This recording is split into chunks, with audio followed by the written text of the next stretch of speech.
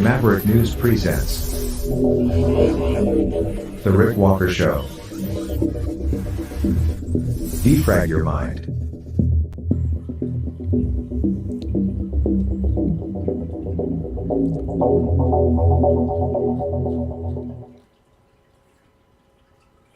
Good evening, everyone. I'm Rick Walker. Welcome back to the Maverick News Channel. Hello, Maverick family and new viewers from all over the world. Great to have you back on this, what is it today? October the 11th, 2023. And we do have people watching from all over the world. A world that, wow, is in quite a state. It's a world really at war. And we're seeing that unfold in Israel. Tonight, to help us make some sense of this, we will have Michael Bator of the People's Party of Canada joining us. Michael will help give us some insight, I think, into how everything that's going on over in Israel, Palestine, he'll talk about the impact that it's having here domestically in Canada and, by extension, the United States as well. So I'm really looking forward to the conversation. Let's take a quick break, and when we come back, we'll have Michael join us. Don't go away.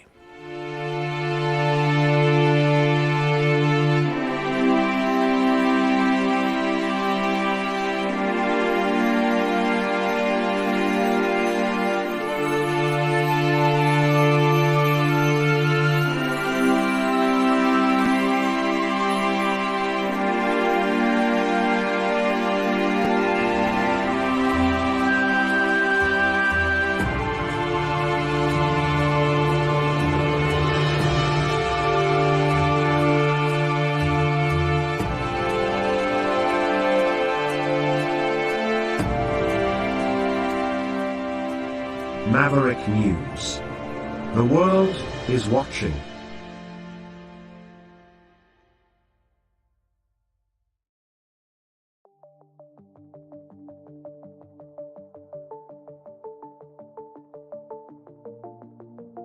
Greetings, brave Mavericks. Our quest for truth continues. We go beyond fake news. Together we expose propaganda. Together we pull others out of rabbit holes. We are maverick thinkers. We are all unique individuals, defenders of individual rights and freedoms, credible, trusted, grounded in reality. Maverick News, Maverick News. Defending free speech, free speech. Donate at freedomreporters.com. Do it now. Tomorrow may be too late. Maverick News. The world is watching.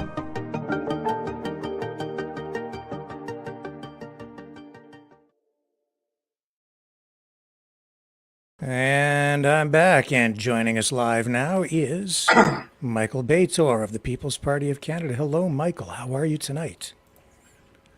Doing pretty good. I wanted to thank you for having me back on the show and getting a chance to talk with your viewers and have a chat. Thanks very much for that. No, it's our privilege, and excited to talk to you tonight because I receive your email blasts on a regular basis, and I see your most recent email that came through. It talks about the impact that this Israeli Hamas conflict, war, is having domestically here in Canada. And so I was eager to talk to you about that because I'm seeing it as well. I mean, we're seeing protests in the streets. We're seeing people choosing sides in the conflict, some people trying to remain neutral, but scenes like this are becoming, well, pretty commonplace on social media feeds. Let's just take a look and see what happened here in Toronto with this protest. This is a Rebel News clip.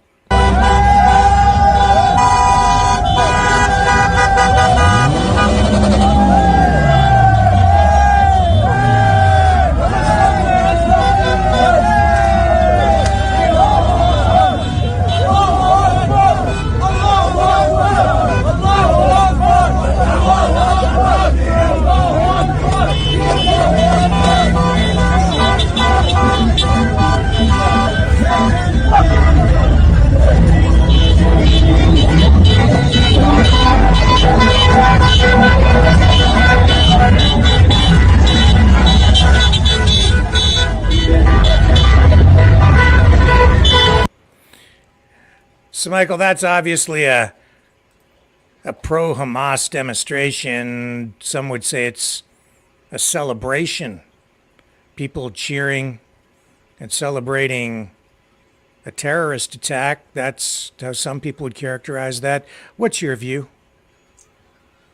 I guess basically my view is that it's none of our business. I believe that it's well timed. I'm very suspicious of the timing of the events, how they unfolded. You have the Million March going on. You're seeing more and more parents rising of all nationalities, religions, races, stations in life. It was amazing. We had one of the biggest crowds in Burlington, about 1,000 people.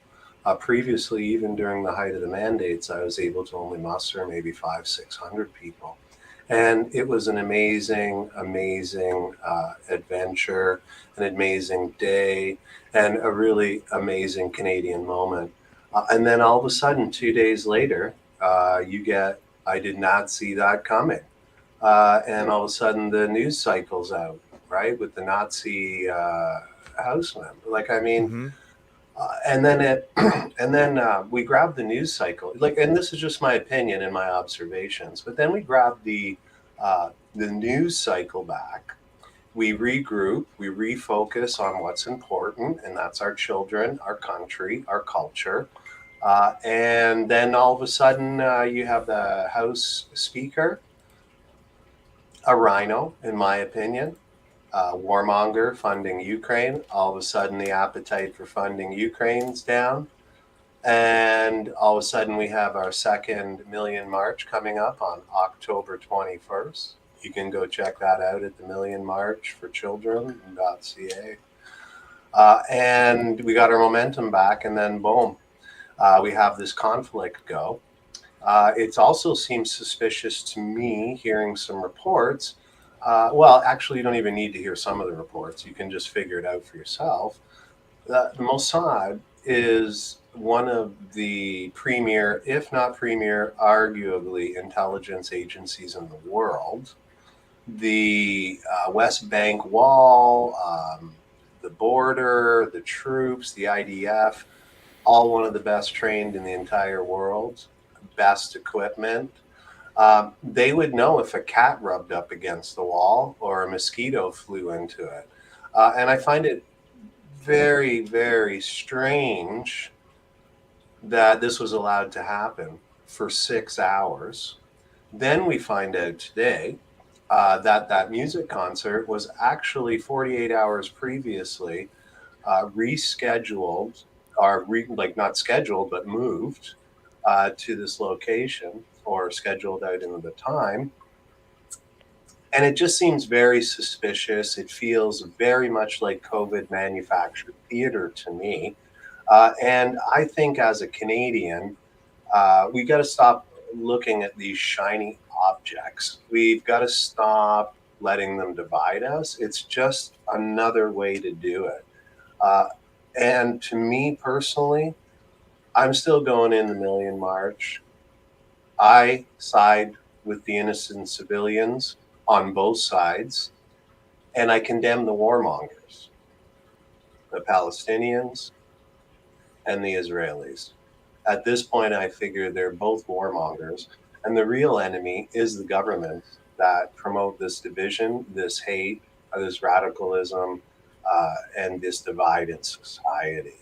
So it's going to have an impact on our culture. We were warned about mass immigration in 2019 as the PPC platform. We even had a huge billboard sign put up with the same effect, called Nazis, called racist, white supremacists, had to take the sign down. Roll yourself back, roll yourself forward 4 years, and everything that Maxime Bernier said is coming true. We can't absorb that many people. And now we're going to feel the effects of it because we have this multiculturalism, which is a proven failure. We know it. It's done. See you later. Bye-bye. There's enough evidence in Europe to prove multiculturalism was the stupidest idea in the world. And the melting pot idea of assimilation. You came to this country. This is our country. These are our customs. These are our values. That can't be learned overnight, and you can't jam 18,000 or a million people a year, the size of Mississauga, this double the size of Hamilton. I'm from Ontario, so I don't know if any of these West Coasters or stuff, but that's a million people. I moved to Mississauga in 1971 from Toronto. It had 4,000 people. By the time I'd finished university, it had 600,000 people. And that was somewhere in the 90s, early 90s. And now you have over 1 million people in Mississauga, Brampton, the same thing. There's no way you can have that come in every year. There is just no way. And I wrote an article a while ago about the threat to Canadian culture. Our culture is built on European Christian values. Those values are shared, as I said in my speech at the million mark. Those values are shared amongst all of our religions, if not entirely, the majority of those values, right? A man and a woman, marriage is a man and a woman, thou shalt not kill, thou shalt not covet thy neighbor's wife, pride, like you name it, all those things. Truth, equal application of the law, everybody is equal under God. All of these values, those are European Christian values that our laws are built on. So my concern is, this is the ultimate trump card of the cabal globalists, the elitists, the military industrial complex, whoever these people are that keep shaking the jar, so to speak, right? Because obviously we have red ants, black ants, etc. You know, we have multiple races and cultures that live in Canada, and we lived in harmony. And it seems like every time, you know, they lose the narrative, they shake the jar. And I'm really worried about the fanaticism that potentially, and the hate and the emotion that other countries have, and that's what they left. I'm scared they're bringing it here. Your clip from Mississauga, the border, it's actually around that where you saw that is actually pretty darn close to my house, and where we did that random Canadian Tire rally for freedom. So that's pretty close to home. It's going to be close to most people's homes. And I must also say that not all Muslims feel like this. Not all Christians feel that we should be like going like this. And that's my fear. I am scared that other countries' problems are destroying Canada. You look at Ukraine, all the money. What does that do for Canadians? What has it done for anybody? I bet you a lot of people got rich, and I bet you a lot of those people were in the government. Or associated with government or the military industrial complex. Think about it. Every single bomb dropped, it's a cha-ching, cha-ching, cha-ching. And with every single death, with the blood that we shed, it's horrendous. But somebody's profiting from it. I put up a meme today. It had the Palestinian flag, the Israeli flag, and above it, it had the New World Order globalists funneling money into both of them. That meme is very true. We just gave $6 billion via U.S. to Iran. And guess who Iran pumps money into? Hamas? No way. Why would I give $6 billion? We fund Israel. So to me, this sounds like the classic bankers war, where you fund both sides. No matter what, you're going to win and make money, because with every bomb dropped, you're putting money in the bank. And I'm scared that emotion, this fear porn, the propaganda is going to turn Canadians to be not Canadians anymore. And a Canadian looks after their people. They look after children. They look after the vulnerable. They look after the innocent. And all we've seen is this under attack. This was under attack with the Million March. That's why we're marching, because you're attacking the innocence of our children. You're sexualizing them. We march for freedom because you're taking away our livelihoods. You're taking away our bodily autonomy. We're constantly being attacked.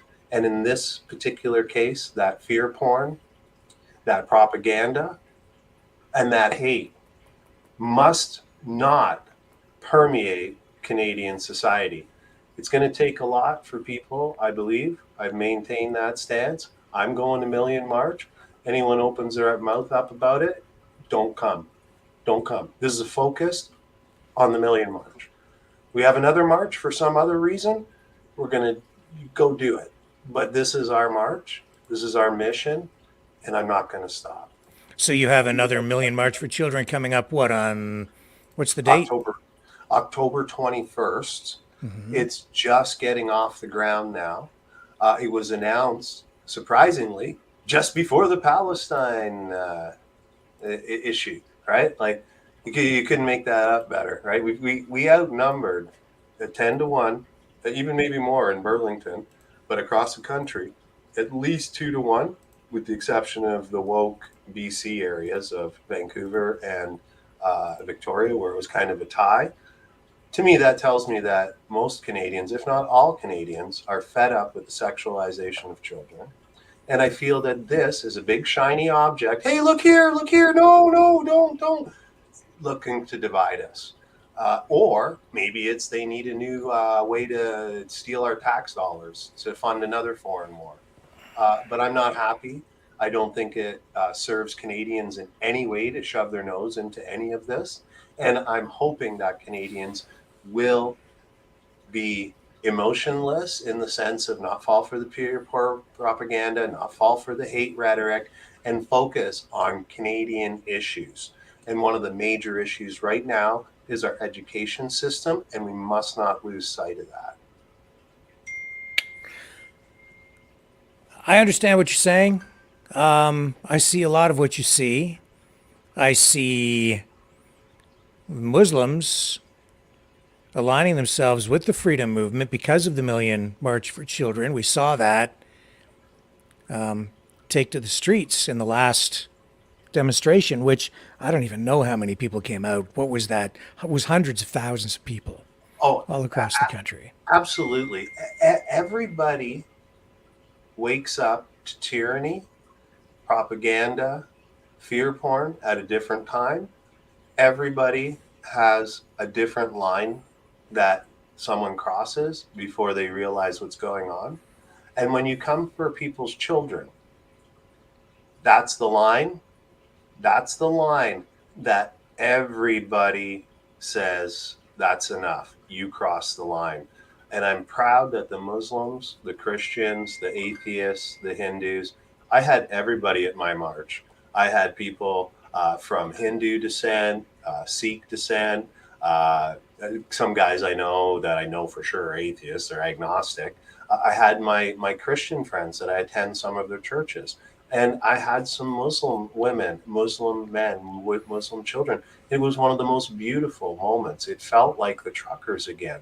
Because as you remember, when we stood in Ottawa together, that was the line that woke most people up. We've had enough. And we saw Sikhs, Hindus. I didn't see as many Muslim ladies, but I'm sure there were Muslim men there. It's really hard to tell with your snowsuit on. But I could tell by the faces we had people from different races. And we stood up together to do something. And that day, on the Million March, I felt that unity. I felt that togetherness. It was amazing. Here's Pierre Poilievre of the Conservative Party of Canada on this issue of the war in Israel and Palestine. First of all, this is, I think, the first time I've had a chance to comment in person since Hamas's unprovoked, sadistic, terrorist attack, the most deadly attack on Israel in its history.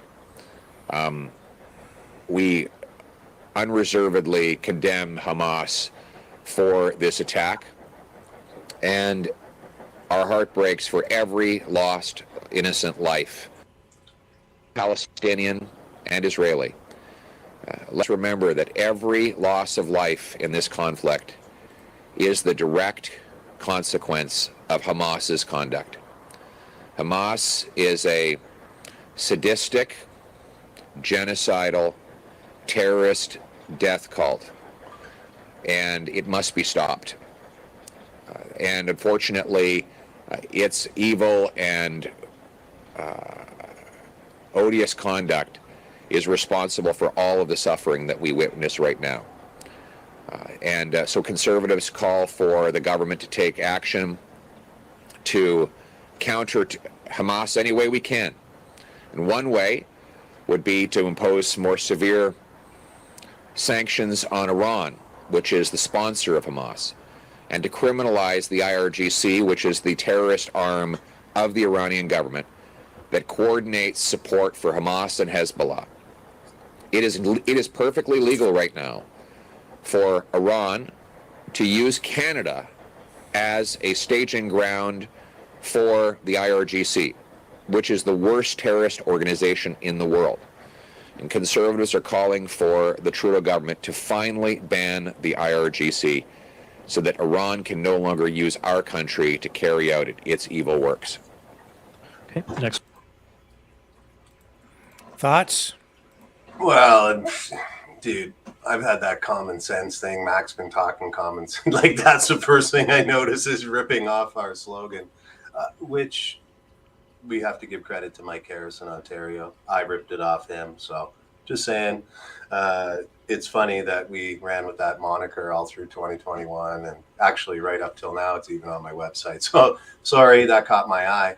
But I don't like the one-sidedness of this. I don't feel like he is unifying our country in any way or addressing the issues that are before us that can cause us problems, the pitfalls of what can happen when you allow people to pit them together, us against them. Because the problem is, it's really us as people, as Christians, as Muslims, as God-fearing people, atheists that have a good moral compass. It's us that are being abused, period.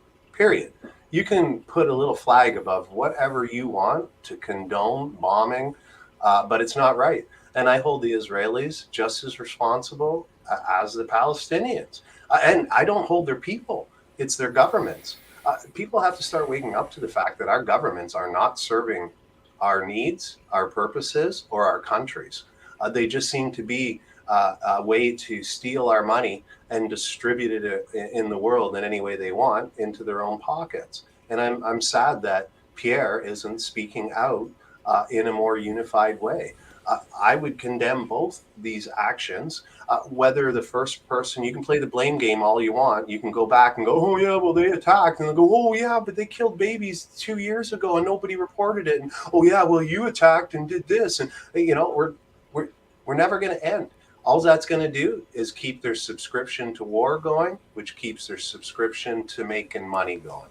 It's about time that leaders were stronger than Pierre, stronger than Trudeau. Trudeau shouldn't even be a leader. At least Pierre has some common sense or some aquium, but he's missing the picture on what this means for Canada. This is a great opportunity to remind Canadians about mass immigration. And when you don't use assimilation and you decide to have a multicultural system, it's a great lesson to learn at this particular time at what can happen, right?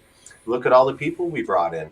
Did we assimilate Palestinians or Israelis or whoever? Have we weeded out their values to be Canadian values? Apparently, by the actions of both sides, they're just prone to fear porn and using their reptilian brains to be us against them.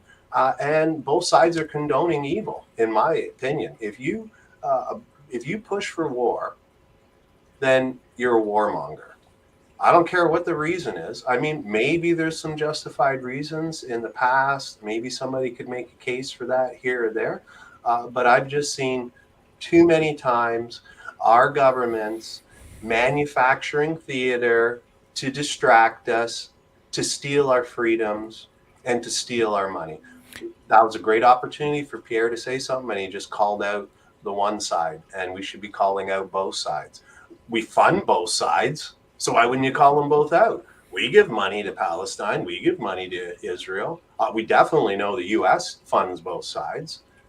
So we have to, as a nation, question the value of this. As much as it hurts, why aren't we talking about Somalian atrocities Why aren't Of we course, talking about of course, the you know, Yemenis? it isn't just us who provide funding either. Other countries do, and you know, it comes from Iran, it comes from Russia, it comes from, you know, all these other countries as well. So, you know, it's a complex geopolitical reality. What do you Well, think is going to happen to Israel if we don't fund Israel or support Israel? What would happen to Israel? we had the perfect opportunity. Israel was completely safe from 2016 to 2020. We had the Abrams Accords, four peace treaties. We cut off Iran's funding, and Israel was safe. And I can't speak to the Palestinian side. There might have been things going on that I don't know about, but I sure as heck know that we destroyed ISIS. We had peace accords, and we didn't fund Iran terrorism. So that's the problem, in my opinion. You can go back to the Cold War, which you were alluding to before, where there's other geopolitical players, or today's world where people are jockeying. It doesn't change the fact that these governments are abusing people, right? Like you I don't Well, know I what mean, to say. I understand what you're saying. I'm asking the question though. That that's a moral issue, but we're dealing with a very real kinetic war right now. We're dealing with a country that has a limited number, you know, a powerful military, but not a large military. They only have about 400,000 troops tops on the Israeli side. So if the U.S. were to pull support, if Canada and the West were to just not provide funding or support for Israel, what do you think would happen? Well, it depends on the context of it. Under President Trump, and a much more peaceful scenario where he addressed the actual aggressors, which in my opinion, would be Iran, funding the terrorism. Once you cut off their money, it made it safer. So I'm not saying that if you can just randomly defund Israel. Like, how do you do that? You can't. You have no guarantees. I'll tell you what would happen. They would be overrun. It would be the end of Israel. It would be a massacre. It would be a genocide. They would wipe them out. Do There's you no think question about it at all. so? Were you aware that about 4 days before this, all religions came together and that Israel has been working on peace? That like they were working on a peace plan to Well, for the country, I hear and I you. don't know what And I'm happened. with you. Like, I see we're funding both sides. I get all of that, but I also see the reality before us. And if there's no easy solution here, I'm not picking sides either. I'm trying to remain neutral on this, but I see the reality is if we're backed into a corner because the Allies basically gave that land to the Israelis after World War II, took it from the Palestinians. Now you have, you know, this colonialism scenario, right? So the Palestinians are saying that they, you know, it's their land, and this has just been ongoing ever since. And then you throw in religion, it's a powder keg over there. So I don't know how we, you know, this is a situation that was created a long time ago. We're still living with it today, regardless of whether, you know, I don't think that our governments. It's not that you know, we've endorsed as a people the funding of both sides, but I think that some corrupt politicians certainly have been funding both sides to enrich themselves, and so we're dealing with that reality. But you know, I don't even really want to get into to this stuff too much with you tonight on the international side. I'm more interested in speaking with you about the domestic impact this is having Yeah, in the immigration and the protests that we're seeing out there, because this is having it. I mean, I'm all for too trying to keep our nose out of things internationally, just mind our own business at home and try to take care of things here. But it's more and more difficult to do that because we are just awash in immigration every single year from all corners of the globe. So what do you make of these protests in the streets right now? Because that was just a small one in your neighborhood there in yeah. Mississauga. There was a huge, it's not wasn't even a well, it depends on what you want to call it, a demonstration, a celebration, pro Hamas in Montreal. There was a bigger one down in Nathan Phillips Square. It's just, and it's all over the world. Spain, Argentina, you name the country, there are protests in the streets or demonstrations. But what about here in Canada? What do you see happening in the short term and the long term? Well, no one can predict the future, but one thing that we must protect is our right to protest, our right to free speech. And we can't have people running around freezing bank accounts, okay? So there's been some silly talk. You really have to take a look at the big picture and not be caught up in this little shiny tune emotional thing. All right, it's like playing hockey. You go out, you have an emotional shift. You can't let that throw you off for the whole game, right? Right? Like you can't. You can't harbor that, or you will not think, you will not operate properly, and you will make mistakes if you play a game with anger and emotion versus logic and effort. Right. So I'm very concerned at people calling for, oh, they're not allowed to do it. Hey, you know what? Free speech is free speech. Whether you like it or not, it's free speech and it should be protected. So if they want to express themselves that way, and there's an Israel protest and they want to express themselves that way, I 100% support that, as long as it's not violent, as long as they're not inciting hatred at a particular group, like, you know, chanting kill Canadians or kill Israelis. Like that, I believe isn't, you know, I mean, there's a fine line in free speech, but I just don't want people to start treating this in such a way that will be detrimental to the rights of Canadians. So that's Well, one. we have seen some politicians come out and condemn these public exhibitions supporting Hamas because it is a designated terrorist organization in Canada, because there is clear, very clear evidence. It's clear that these Hamas, whatever you want to call them, went in and shot civilians, killed civilians en masse, went into people's homes and killed them. And so the assertion then is that these people out in the streets are celebrating a war crime, that they're celebrating a crime against humanity. So that's the accusation. And we saw an NDP member of provincial parliament in Ontario today apologize for her comments about the conflict, and specifically comments about these demonstrations. In that regard, this was Sarah Jama. She posted online supporting Palestine, making reference to colonialism, and now she's walked that back after getting pressure from her own party. What are your thoughts? Well, I don't know. Okay, she's in a different. So when you're a public figure, even like yourself, you have an influence or a reach, and with that comes a responsibility to maintain a sober mind, in my opinion, and to not incite or inflame things. Her condoning that as a person and being free speech, I don't know how anyone can condone the actions of war, especially some of the atrocities we've recently seen. But I think it's good that she rolled it back from a public point of view of being a representative of all the people, because her constituency probably has Christians, Muslims, Palestinians, Sunnis, Shiites, like, you know, so she should be representing her constituency in a more sober manner, in my opinion. So I think she shouldn't have made the comment. I wouldn't have made that comment. And I'm pretty sure you wouldn't have made that comment.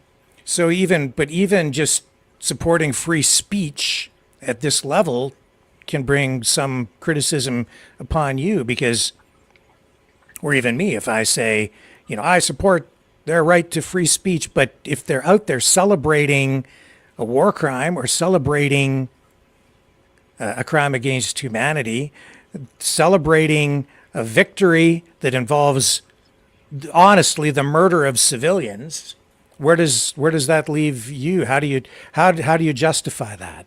Is that really free speech, or is it hate speech? I mean, it's very difficult. And then on the other side, when Israel goes and carpet bombs, well, it's not even carpet bombing, it's carpet missiling, right? But when they take out entire neighborhoods and blow up buildings and they kill civilians, and they've done that not just now but in the past as well.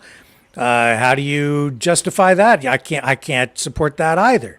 But if you see people protesting in the streets or demonstrating, they're supporting it. So is that not, does that cross the line or not? Actually, that's a very good point, and I'm not sure you could solve it in one session, because it is truly important to protect free speech and our human rights, our bodily autonomy, and not to succumb to emotion. If you can, you really do need that step back, that look. You know, it's hard to say, right? Because this bad thing happened, you see the pictures, and then people are celebrating. It's not good. Because Olivia Chow, the mayor of Toronto, came out, condemned the Hamas demonstration initially because she said that they're a terrorist group for the reasons I just stated. And now she's come under pressure the other way, and she's saying, oh, no, it's okay. They do have the right to protest. She didn't even realize that you don't need a permit to protest in Toronto. I know, I was reading that. Which, I was reading that. So a lot of, people who are supposed to be in the know don't know, and then they are also getting caught up in this very tangled, complicated question of where do you draw the line on free speech? When does free speech cross that line into hate speech, or does it matter? Should we allow people to just express themselves in the public square, and is hate speech something that is? Well, if we think where do we go? If we think about Trudeau's French interview with the kids and stuff, where he called us racist, misogynist, what do we do with these people? To me, that's hate speech. It violates the actual criminal code, right? You're promoting hate towards an identifiable group, right? So if we go by the letter of the law, and this event happened, and people came out with their Palestinian flags or Israeli flags if they carpet bombed, and they're pretty proud of it. I'm not sure you could say that's hate speech, maybe technically by the law. And maybe we need to revisit some of our hate speech laws, but I'm really scared of that because every single time the government opens up something, we always lose something. We never win when they open up something. So that's one of my greatest fears for the Canadian culture, the Canadian people, is to not lose those rights and freedoms based on, race baiting, this exceptional fear porn, this really tragic, barbarous actions by these two parties. So it's a tough one, right? Like, how do you feel about it? I mean, like, I get your point, right? And I thought the same thing. It's like, oh, hey, they just, killed that person, and then everyone's cheering, and it's not good optics, right? What? How do I feel about it? Yeah, you're asking me. Yeah, like. Well, I think that I think free speech has to be given a wide berth. You need to make a huge lane for free speech. That's why. If someone wants to walk down the street carrying even a Nazi flag, I say, okay, I don't agree with it, but you should be allowed to do that. And that is really, I think, the equivalent of what we're seeing in the streets right now with these demonstrations. And with that, I make reference to the Skokie case involving the ACLU back in 1977 in the United States. And even though that was, it's an American decision and an American organization, the Civil Liberties Union, the American Civil Liberties Union, that addressed that issue. I think it comes to bear here because in order to have a free and democratic society, you need to allow people to express their points of view. And we shouldn't be afraid of people saying things that are even hateful. They might be bad ideas, but the best way to deal with bad ideas is to challenge them with better ideas and truth. So to just try and push it down under the surface or hide it or force it off into a corner someplace where people won't see it, I think is a huge mistake, because it just festers over there and it just goes underground. You don't really kill it off. It's just there all the time underneath. It goes underground in your society where it's not visible anymore. Much better to get it out into the open and sanitize it with some light than to have it fester in the dark and grow like a cancerous tumor through your society. Yeah. So I love your analogy of the fact that this flag of the Nazis is offensive. This particular individual is exercising their right to free speech, saying that, hey, I agree with this, or whatever the symbolism of that flag is. We all look, we're trying to hold our cookies down from not puking or getting mad. But like you said, I love what you said, that the best thing to do is to have all the ideas out, unhindered. You're not going to like what they say. And the same thing, too, when I'm sitting here against the alphabet mafia, right? I'm not going to tell them not to speak. I know it benefits me if I suddenly pull the tricks that the government's pulling, but that's not what Canadian society is built on. That group, the people that believe those things, it is their democratic right or their God-given right to free expression. And I think that we started losing a lot of this with Obama and politically correct and all this stuff. I'd like to go back to Archie Bunker and just make fun of everybody, like don't worry about insulting people, right? Well, a moment like this is exposes a lot. It exposes the ignorance and stupidity of some politicians who really don't know their history. They don't know what the political realities are. They don't even know how their own laws and systems work, as was clearly exhibited by the mayor of Toronto, Olivia Chow, who doesn't know that you don't need a permit to protest in the streets of Toronto. She doesn't even know her own laws, and she's supposed to be running the city. So it exposes things like that. It also exposes these guys riding around on that pickup truck. It exposes, how they are viewing this. It exposes their thought process, their attitudes, and that is now you can go to them and you can have a conversation with them to try to understand it and get control of the situation here in Canada as well. And I think that personally, I think that demonstration, the tone is all wrong, the messaging is all wrong. They're celebrating a horrific acts that are war crimes that I absolutely condemn. And they're crimes against humanity. It is the worst attack on Israel since the Holocaust. There's no question about it. But, I think maybe you counter that. Maybe at some point, some people will come to their senses, and instead of having a celebration in the streets, maybe it's time for a vigil. Maybe something more solemn to mourn all of the deaths on both sides. And then maybe when those guys riding around on that pickup truck see that, maybe they'll come over and have a moment of clarity. Well, that's the beauty of free speech, right? Maybe what we do need to do is to find all the people that realize that we're being played, our emotions are being played, we're being clickbaited, race baited. And there's a lot of people, I know they're not as active, I know they're more shy, but maybe it's time we had a peace rally. No more wars. What the hell are we doing in Ukraine? I don't love Putin or nothing. He's not a great guy either, right?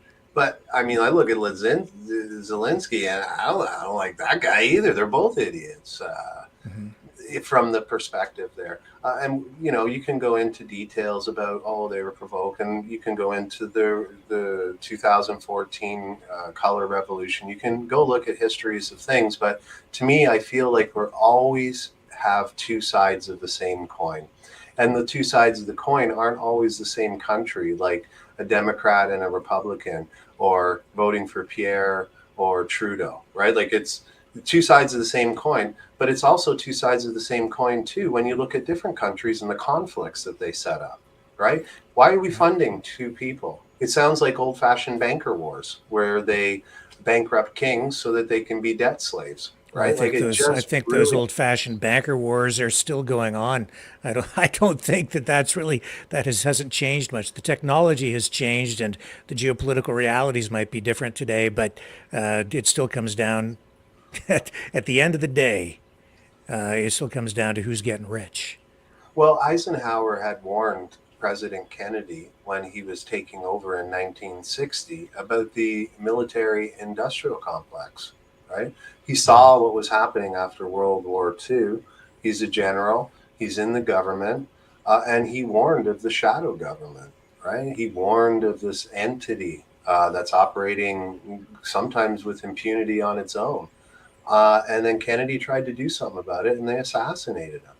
Then you get a guy like Donald Trump who doesn't play the game. He cut the funds off. Did you see how fast ISIS disappeared when we cut the funds off and we went and cut the snake's head off and we didn't make a forever war? You see how fast he did that? Do you think all these Arabs and the people that live there want to live like that? Do you want to live like that in your neighborhood? I'll bet you $1 million you don't. Well, I don't want to live like that in my neighborhood, but and that's why, I worry about what I'm seeing in the streets right now when I see people celebrating like that. And then I see, the Jewish community also in the streets, emotions running high, people picking sides. This is another issue that is polarizing our society. I think this is because of the scale and the horrific nature of this, the particular horrific nature of this war as it has erupted. This is going to drag on for a while, and it's having a direct impact on our society here. And it's also coming at a time when we've just seen this new alignment, this new alliance between Muslim communities in Canada and the freedom movement, which then became this Million March for Children. And I'm worried about what's going to happen in the streets because we saw the people with the Canada's major unions come out with this leaked video where they were planning major opposition to the Million March for Children. And in some cases, in some cities, there was real pushback from the union Antifa types, right? In the last series of demonstrations, although a huge success. No, don't get me wrong, but we did see some of that pushback, and you have to know that they're absolutely working behind the scenes to plan more pushback in the streets again this time around. I see a lot, lines being drawn here, battle lines in Canada. It's making me feel very uneasy. You've got the woke neoliberal left Antifa types over on that side. And over here you have the freedom movement now aligning with the Muslim communities who are being further polarized now because the government is coming out on the side of Israel. Pierre Poilievre, conservative leader, Israel. Jagmeet Singh, I bet you he comes out on the side of Israel too, actually. You watch. So, you've got that on that side, freedom movement on this side. Take to the streets again. It won't be just a Million March for Children demonstration anymore. And I mean, let's face it, even the last march, there were some other issues that were woven into or baked into that cake too, inevitably. But I'm concerned that with that new march coming on the 21st, it's just around the corner, and with the volatility, the emotions running so high around this war, depending on what happens between now and then, I'm worried about what's going to happen on the streets of Canada. Well, your worries definitely are justified. And prior to this event, I was just as concerned about what I saw in the Edmonton parking lot, people taking swords to each other. And you shouldn't bring your baggage. You left your country to escape religious persecution, political persecution, maybe a better standard of life. You left to become a Canadian. And we need to adhere to the Canadian values. If we lose that, then we lose our country, and we will be no better than the countries they left, right? Yeah. And it doesn't matter what country you left. You could leave Romania. You came to escape communism. You can leave Nigeria because there was a civil war going on, or you're a Christian in some country that's purging them. We all came here for a reason and for a better life. And that better life is what we need to protect. And those are built on European Christian values. That's why multiculturalism is a failure. You are completely justified in the fact that this will affect our country. It's a matter of whether we let it affect it or not. It's going to be a matter of how much and how much we push back. How much can we suck up our emotions and see through the propaganda? How much can we push our emotions down when we're being fed things to poke us? We're being poked. So that Edmonton thing was crazy. Why are we worried about what's going on in India in an Edmonton mall or on a Toronto street? That has nothing to do with it. I think personally, we used to do this, and maybe we do it and we don't enforce it, but you commit a crime, you're not going to be a citizen, you're gone, right? So I don't know what to say there. Like, and then if a citizen does that, well, I don't know what to say. Like, is there a law against brandishing weapons or this or that? Like, I'm scared that these people that don't share our culture are bringing their wars, their conflicts to our country, and we've always enjoyed peace. And we've done that because we've been respectful. We've always had free speech. We've always been respectful of people. We never jump to conclusions on things. When we need to fight, we all fight together, not each other. And even though our own government plays identity politics with us, we have to start waking up to the fact that we're in some fifth generational war. And we're going to lose our country if we don't smarten up about mass immigration, gender ideology, continuing with multiculturalism versus the melting pot. We're going to be, you're bang on. It already started before this, right? You're bang on. Have you checked in with Maxime Bernier, the leader of the PPC, to see what his position is on any of this at this point? Well, I'm very glad that we align naturally. And his comments are pretty much, I'm echoing his comments, but not because he said it, but because I feel it and he feels it. And it's an inbred into our party values, right? If you think about the PPC, we're always thinking of putting Canadians first, shrinking government, less intrusion into your life, less regulation. And we want, in our policy, we knew this, right? You cannot have multiculturalism and jam 1 million people in a year. You don't have enough houses. You don't have the hospital beds. You have no time to assimilate them. A lot of them don't speak English. When we came in the past, we had a lot of our people either speak French or English. And that helped assimilate people. So I'm Maxime Bernier's point is pretty much on point with what I'm saying. This is not our war. People's conflicts should not be in Canada, and our government should focus on Canadians. That's pretty much it. Canada first. We have a dumpster fire. We can't help anybody when our own house is on fire. Thank you. Okay. Any other aspects of this you'd like to touch on tonight? How do you think this is going to affect this? I'm just curious to get your thoughts on this convoy/non-voy thing that seems to be persisting up in the Ottawa area, and sometimes it appears they've got some action going on down around Toronto on a very, very small scale. What's going on with that in your estimation? I'm not privy to any particular information. Me personally, I avoided it because I feel it's a false flag.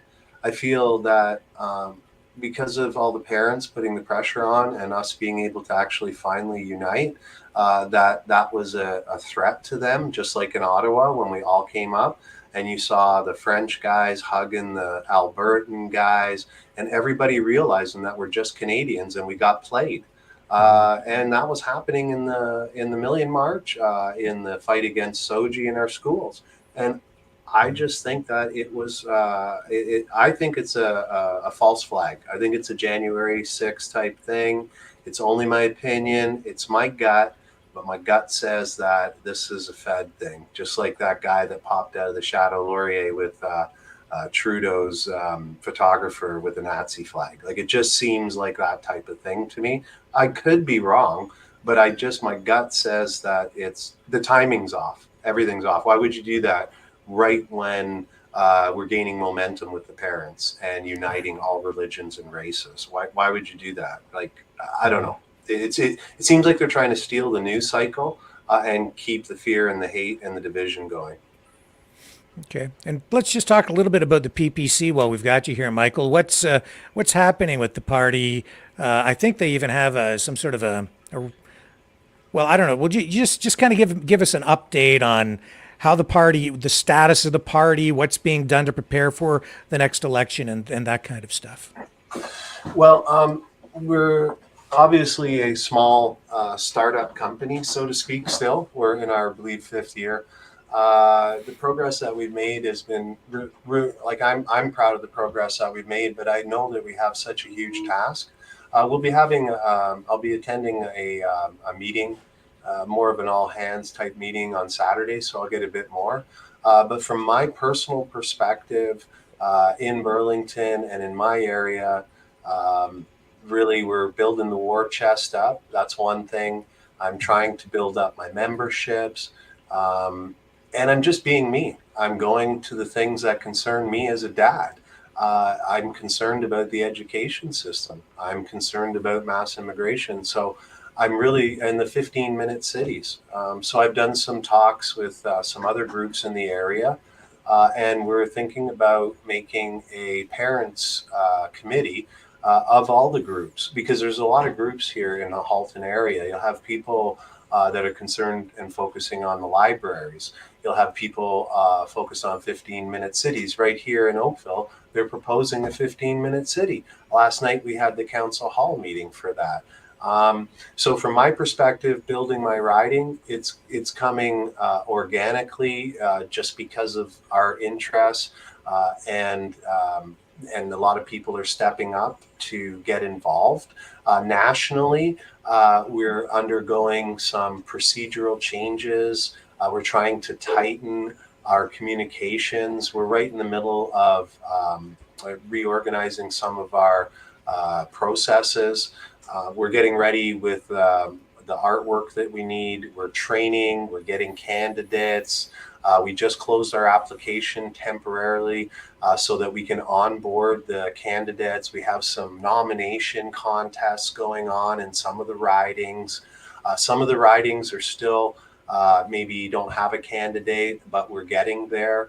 And we're just really just trying to prepare for 2025 by building the war chest, making sure that we support like-minded people, and making sure that we get out and we spread the truth, right? I can't just sit here and the writ drops and start working. I've been working since August 2021, and I've been working since that, feeding truckers, helping the nurses, whatever I could do. And our community's doing that, and you'll see that with the PPC across the country. I'm really proud of Michelle Lindsay out in Atlantic, Canada. She's been doing a great job putting people together. I think that we have a little bit of growing pains. I must be honest, right? Like, I have my own growing pains doing this, right?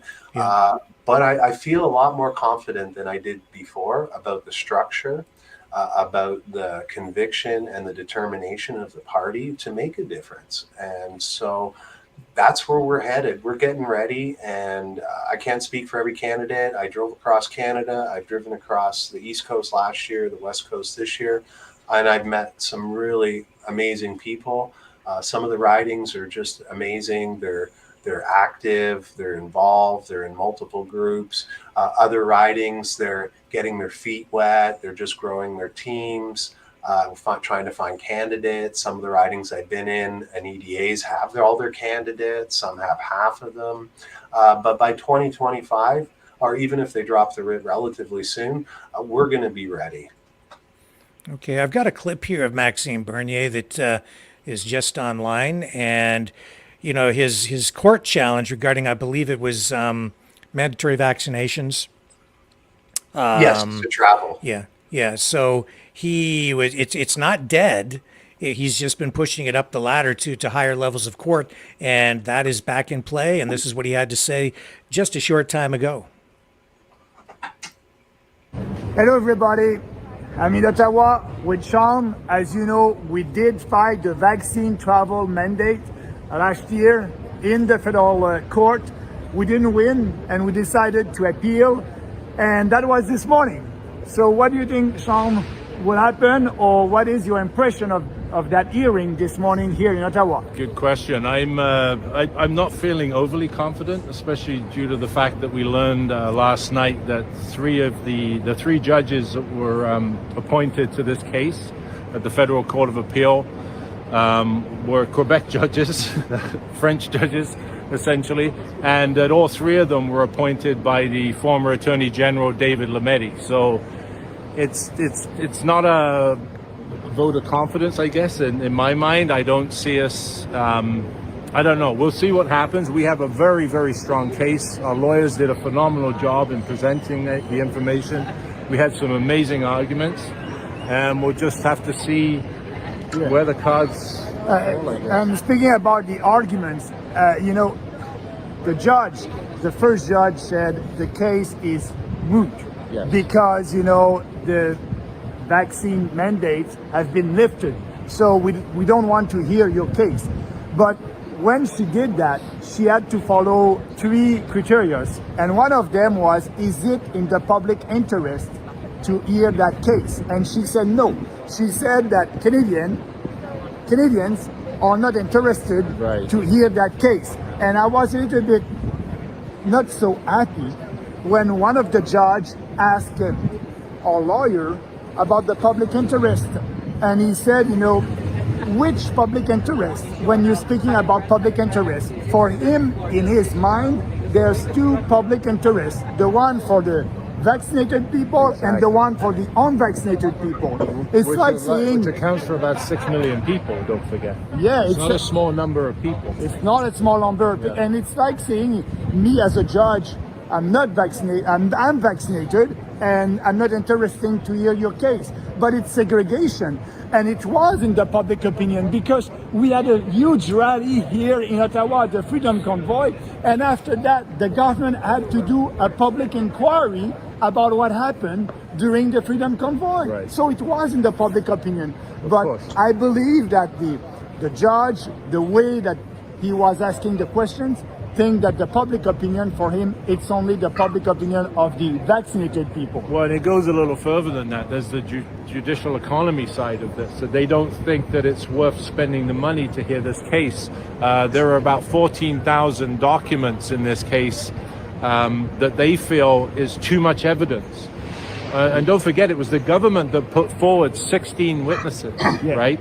So they generated most of this evidence by putting such a large amount of experts forward for cross-examination. And now they're saying there's too much evidence and that they don't have the time or the money to hear it. It's like absolutely insane. It's not an argument. No. And I believe that the test today, when we'll have the decision, because it may be in a week, but when we'll have that decision, it will be an important moment to judge if it's in Canada we have kangaroo courts or not.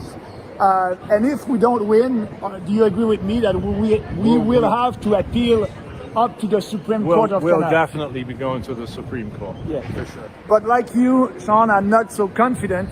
I was listening the questions from the judges, and I hope that they won't confirm what I think that we have now in Canada, kangaroo court. We are definitely, it's definitely looking that way, but let's hope they prove us wrong. Absolutely. So stay tuned, stay strong and free, and we will always fight for what we believe.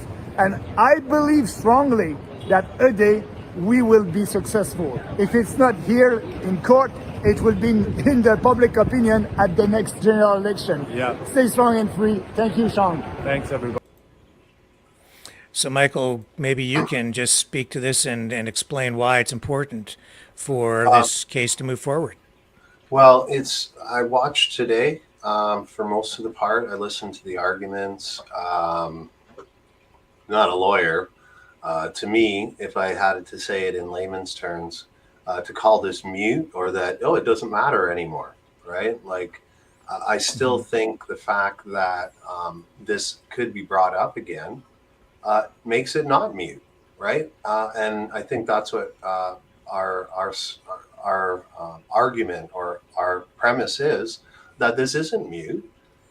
They could just, in a second, turn it back on. It's not outlawed.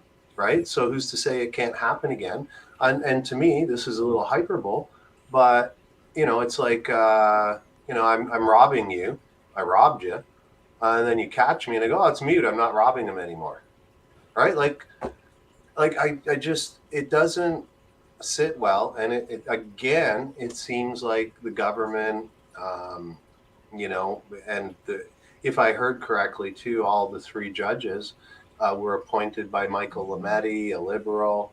Um, so, I don't even know if we should appoint judges. Maybe we should actually elect them. I don't know what the best thing is. But I always thought that profession would have integrity, and so did I thought that with doctors too.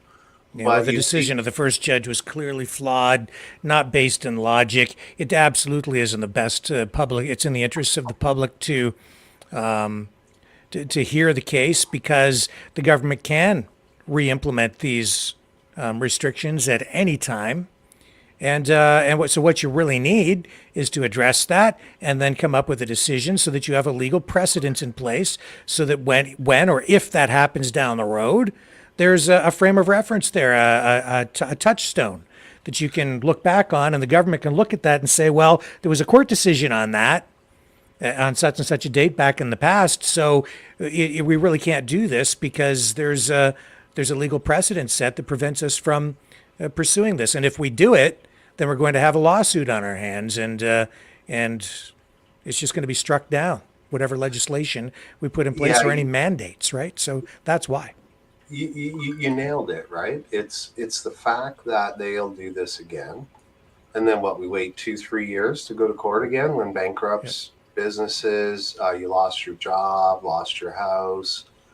We need to put in. We need to respect our Charter of Rights and freedoms. And this notwithstanding clause, I don't believe they met any of the criteria. I don't even like it in there, period. Yep. And then I was just chatting with Brian Peckford the other day. He's going to be doing a town hall video for our fundraiser gala on December 16th. So if anybody is within, I don't know how far of Burlington, we have a multi-riding fundraiser going on. Last year we had people from as far as Windsor in Southern Ontario and as far as Halifax, Montreal, Belleville, Barrie. It was really great.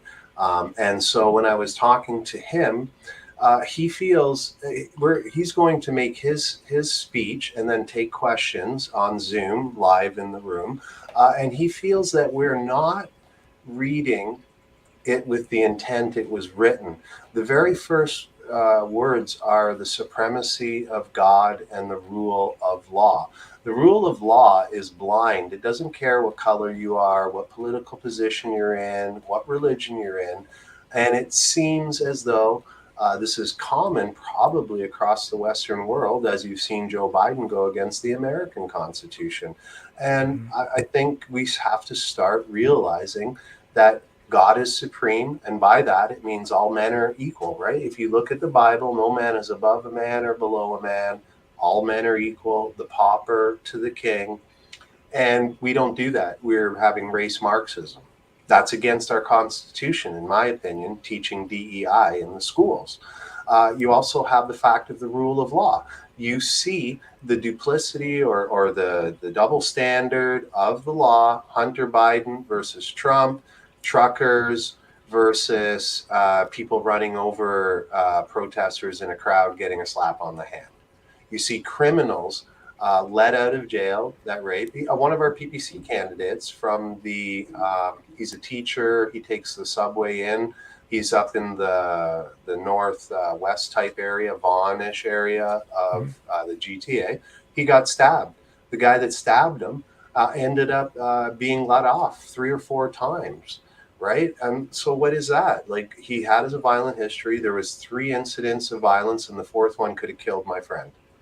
That's not the rule of law, the way Brian Peckford and the writers and authors of our great Charter of Rights and Freedom saw the law. It should be the same. When you have the Coots 4 in jail for 600 days, I don't even know what the charges are. What happened to due process, right?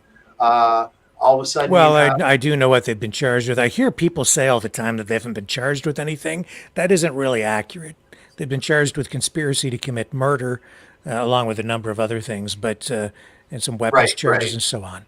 But Yeah, thank those are the charges. But yeah, to be in jail that amount of time and not have it go to trial, now it's just dragged out too long. It's it I think feels it is a violation of their rights.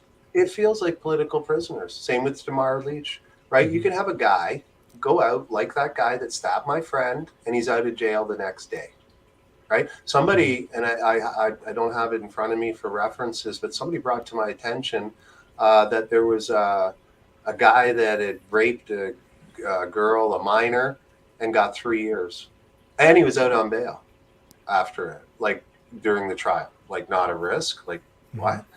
And the sentencing, and then that guy served less time than the Coots for.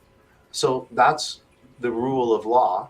To me, it means the equal application of the law, regardless of standing, religion, race, or position. That's what law is.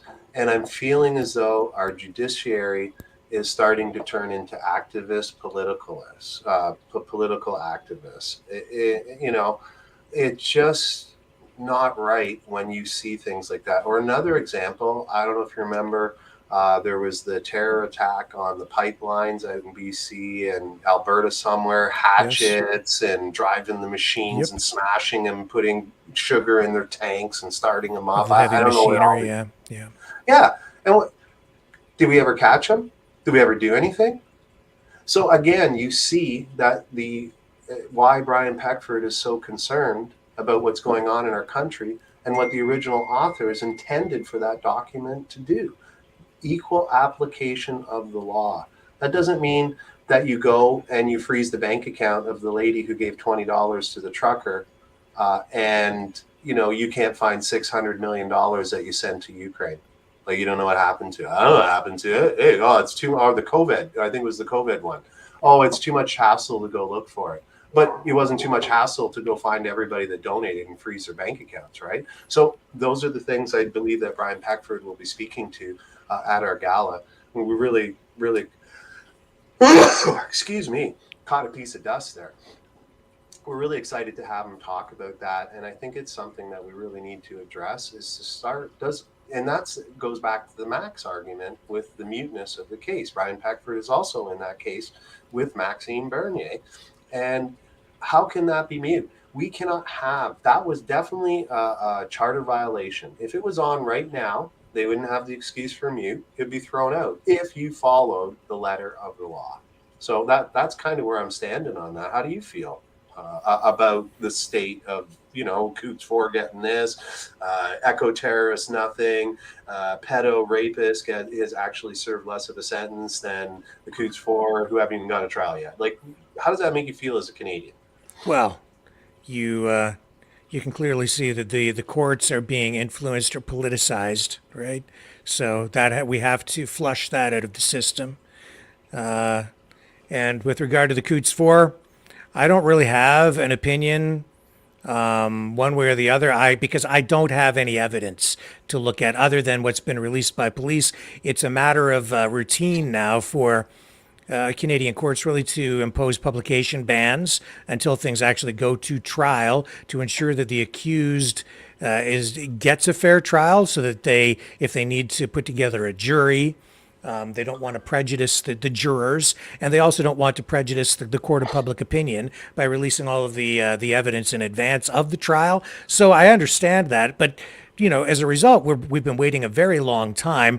That being said, I'm not going to sit here and try to pass a judgment one way or the other until I have hard facts in front of me that I can actually deal with. And I know that it's a political issue, that these guys are viewed as political prisoners by the freedom movement. Fair enough. And they're using that as a political tool, but I like to deal in hard facts. And I think it would be very embarrassing for me to sit here and take a hard line position on this without actual facts if later my position was proven to be in error. And I don't want to make an error in judgment as by through some knee-jerk reaction because I'm trying to support one political side or another. So that's where I stand on that. I'm still waiting for the facts. Now, I also see that these guys have been in jail for a long time, and that's That's not my right point. either. That's a major issue. Yeah, I mean, you need to bring things to trial in a reasonable amount of time, and this has gotten to be an unreasonable amount of time because they are entitled to a speedy trial. There's Yeah, this and this is not what we're dealing with here, and it's not right. That also being said, though, if they are found guilty, any time served, they get double time for. So if they right. are sentenced, right, so that's generally the way that time served is handled. So there's that advantage if they do get convicted.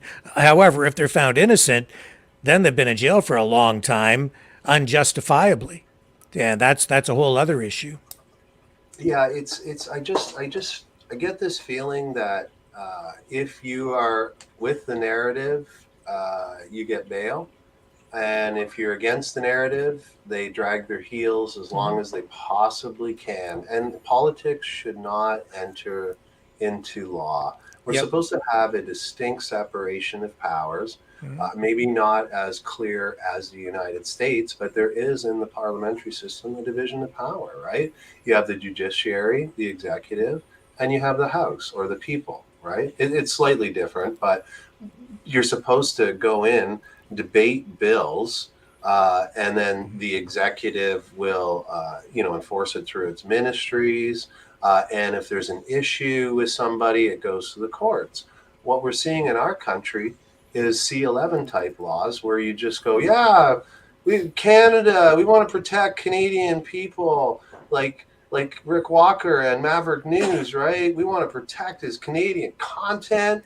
Let's make C11 in there, and you're going to make it so vague that CRTC can do whatever they want. That's not the way it should be. Laws should be black and white. They should be written well so that there is no ambiguity and that no other unelected official has the power to do things like those lockdowns because you make a law that says we shall let the health minister do what the hell he wants. Well, no, I want that stuff fought in the House of Commons so that I can see it. I want every single law to be black and white so that we have a test that people can look at and go, oh, yeah, well, he passed the test. He's guilty. Or, nah, he didn't meet the threshold, right? Like, not ambiguity.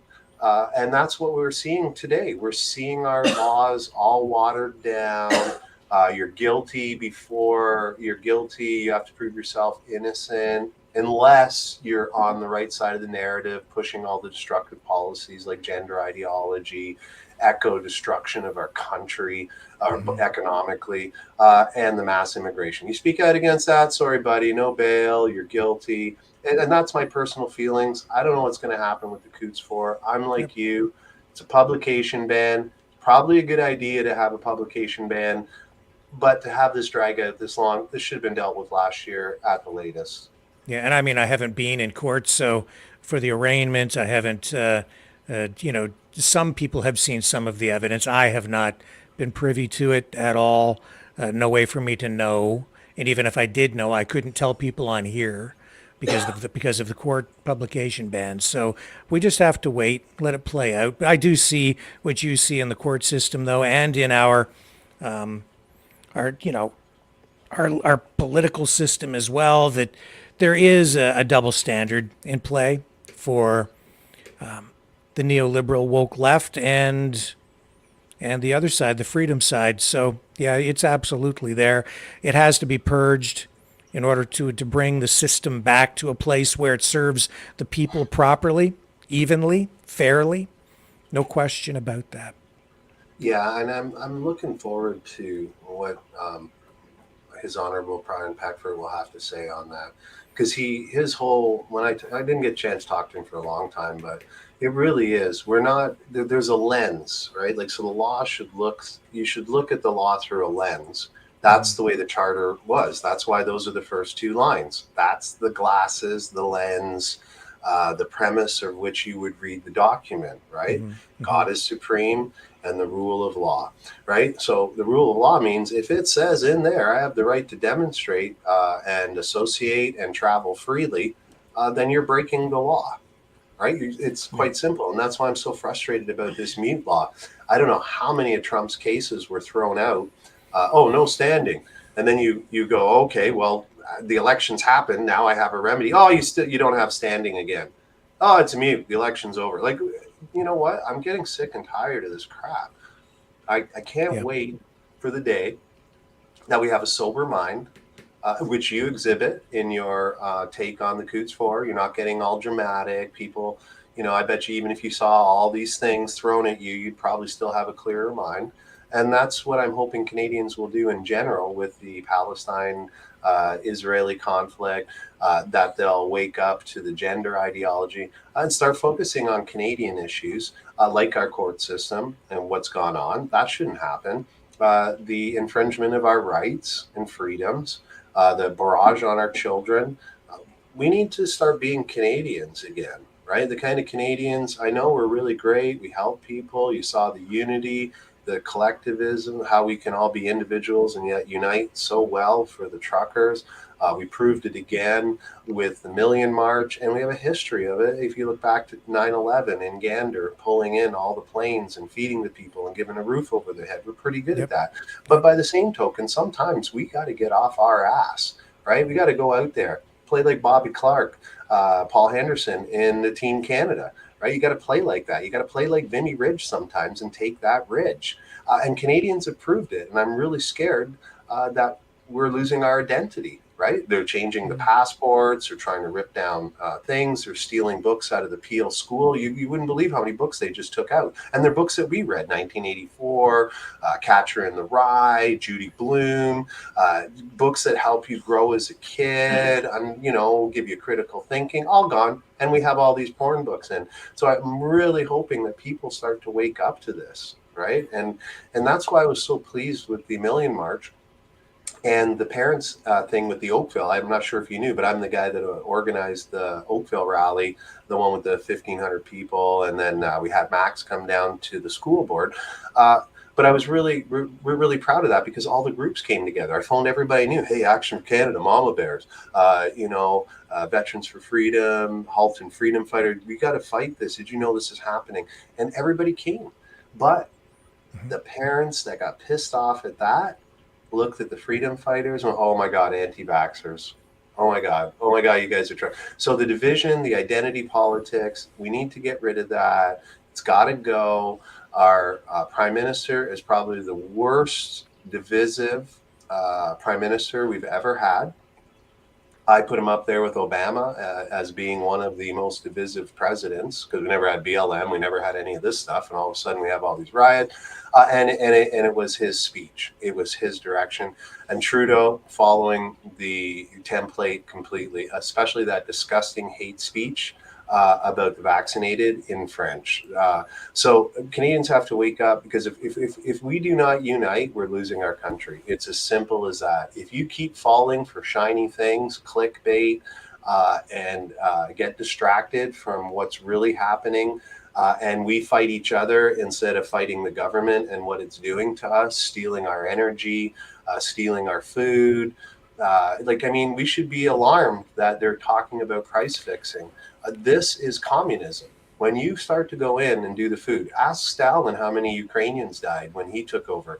Mao, same thing, killed everybody.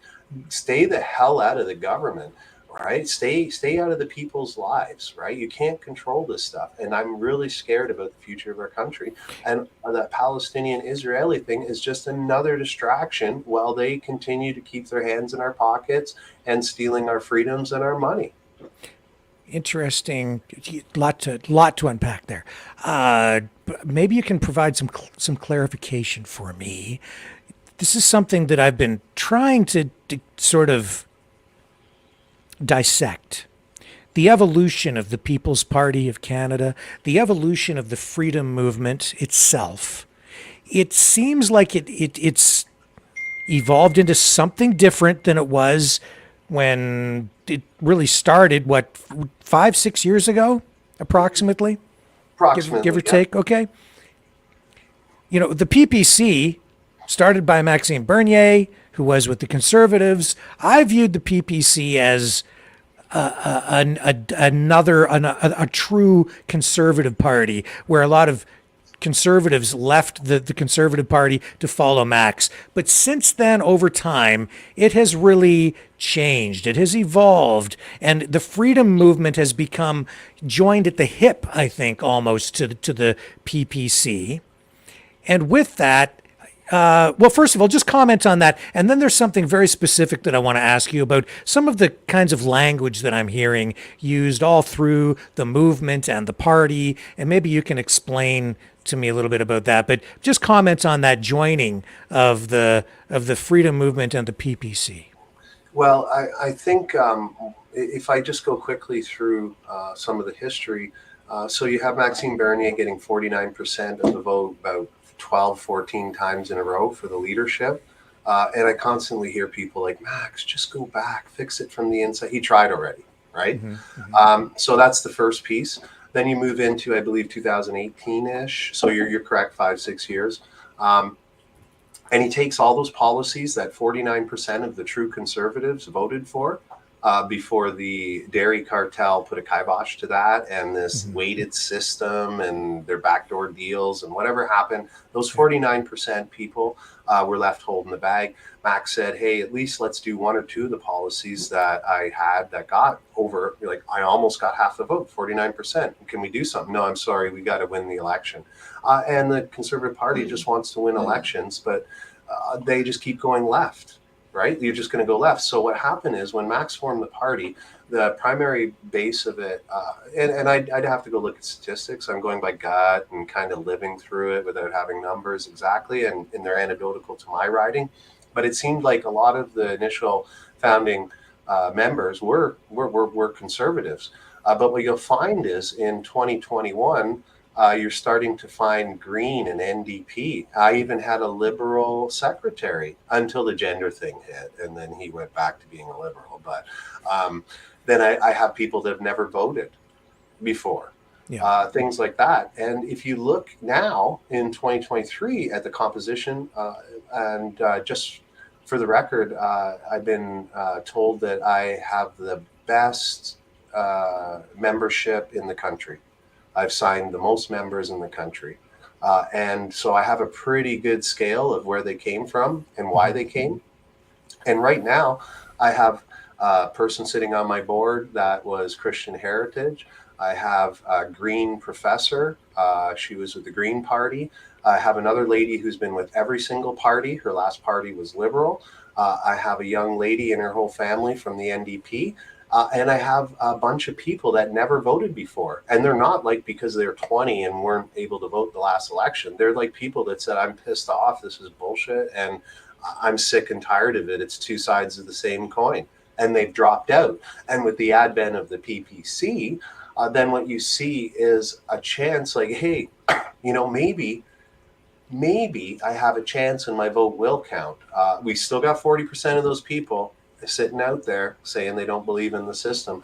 But the PPC has evolved from being a primarily disgruntled conservatives leaving with Max because they wouldn't produce the conservative policies that make us conservative. So the party is truly a populist party now. It's not a conservative party. It's a populist party.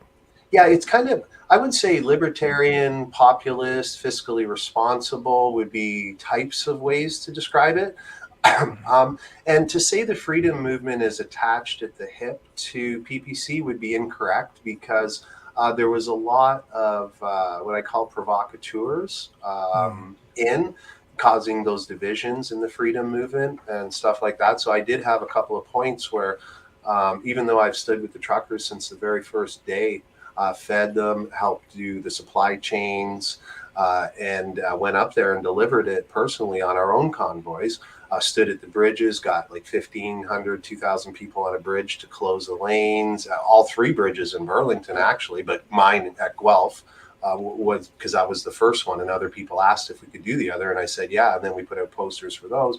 But you'll find that there, somebody's starting to say.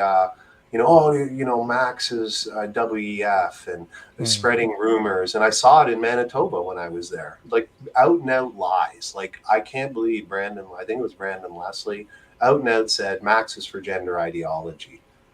And against abortion, and for abortion, like literally to the crowd. And then, oh my God, this one lady stood up, and that's why I don't know if you guys saw that huge truck. It was a big 50, transport truck, and it was for hay, and they bought a big banner with our policies because he lied. Like, and so that has caused division.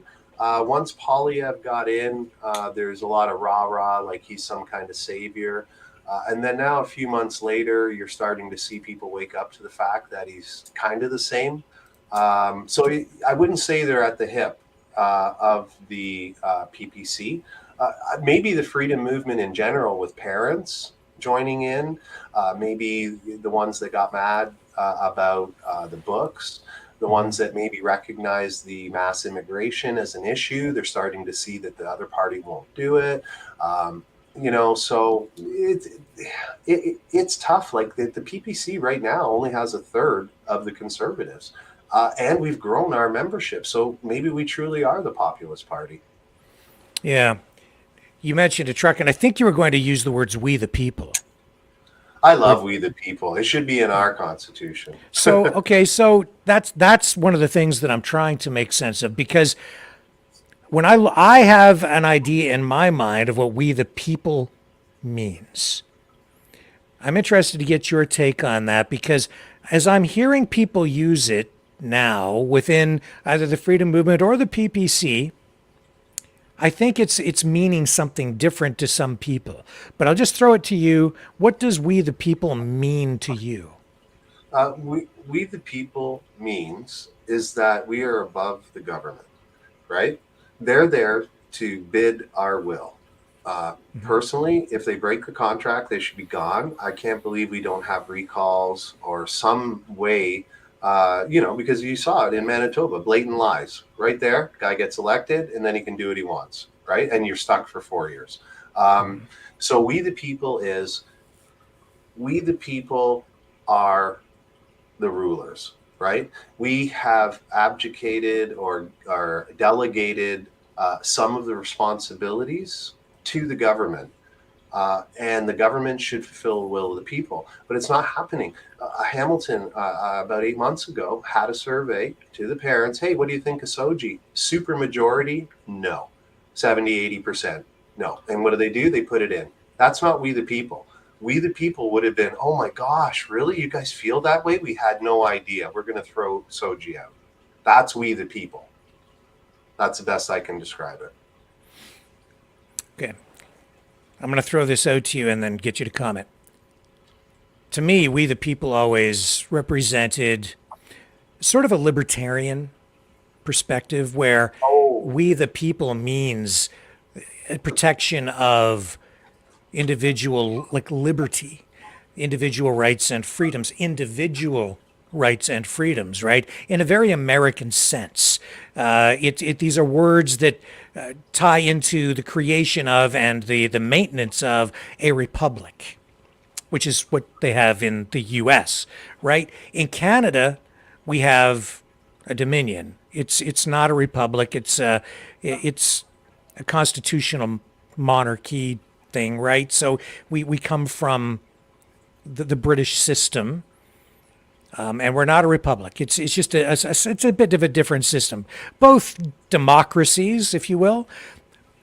But what I'm hearing people here in Canada, when they're using "we the people," I think to me that's what it stands for. So when I've seen, the sovereignty movement as it is in Canada, you latch onto that.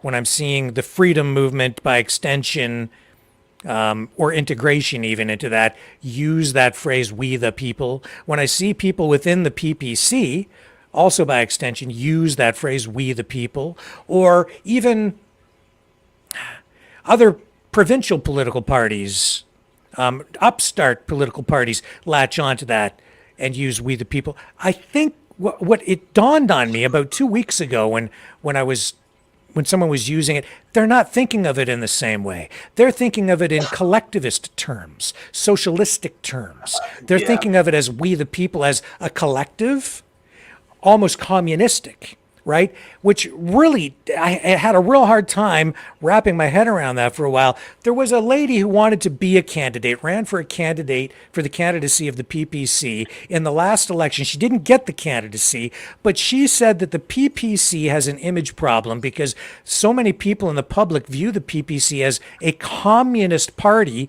and it's partly because of the name, but also because of the way people speak. And I could never wrap my head around that because we the people, to me, and just everything the PPC stood for was conservatism. It's protection of individual rights and freedoms.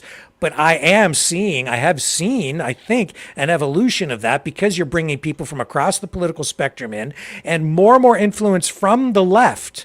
And when I say the left, I mean the socialist left, not necessarily the neoliberal woke left, but the socialist left, who maybe feel like their political movement has left them as the conservative movement left me because they're not woke. But now when they say we the people, they're thinking of it as a socialistic, communistic, collectivist, or maybe even, you could, I don't care what kind of collectivism you're talking about, but it could be even the fascistic collectivism without maybe the racism attached to it, but collectivism nonetheless. In that sense, they're using we the people. And it was the way that it was used about 2 weeks ago that I just clued right in. And it was like, oh, that guy's thinking of it in upside down way, right? It's the other way around. It's not about individual rights and freedoms. It's about collectivism. I just throw that out there. What do you think? All right. I canvass a lot. I knock on a lot of doors. I'm not shy. I need to meet people. I love people. I go out and I do it. So I meet a couple having a couple over, kind of like, you're doing the neighbors are over, you're sitting, and you pull out the lawn chairs, you're all sitting around. Yep. We walk up, never heard of the PPC before. What's the name? They gave us water, really nice people, super wicked nice. And the first thing he said to me was what you just said. He goes, People's Party. That sounds kind of communist to me, right? Mm-hmm. So I'm not sure. It feels like the rainbow, God's gift to man as a promise to not flood the earth, and being bastardized and now associated with what I would consider child grooming and stuff. So it's really bizarre that way. To me, I always think of we the people as rugged individualism, freedom, kind of a libertarian Ron Paul kind of feel. Me too. That's the way I always thought of it too. Yeah. He's kind of libertarian, but he's a little. Well, actually, Rand Paul, he's a fiscal conservative too. So I don't know if anyone's truly a libertarian, but a lot of libertarian in our party, right? Individual freedoms, responsibility, fairness, respect. And we want to balance the budget. We want to stop spending money. So for us, we the people is, if you want to fly your Nazi flag, we're not going to put you in jail, right? Mm-hmm. But you're probably going to get a lot of people telling you to piss off and you're an idiot. And that's their right too, as long as we're not fighting violence and we're not inciting hate. Like, hey, let's get them and beat them up. Like, to me, that's kind of hate speech. So I get what you're saying, and I've heard it twice out of I don't know how many doors I've done, maybe 2,000-3,000 doors in the last year, and I've heard it a couple times. So I'm really disappointed that people lose the true tradition, because we the people came from the United States. The freedom to break the divine right of kings came with that document, and that document's one of the greatest documents in the world. Next to the Bible, and maybe there's other documents or books that are equal to that. But to me, it's the crux of individual society today of the West. It's all built on, hey, you want to wear a mask? Go ahead, but I'm not. But don't make me. You want to get the jab? I don't care. Go ahead. Just don't make me. Right? Like, so, well, how do we address that? Right? Like you've picked up on it. I kind of saw it, but it was very little in my polling.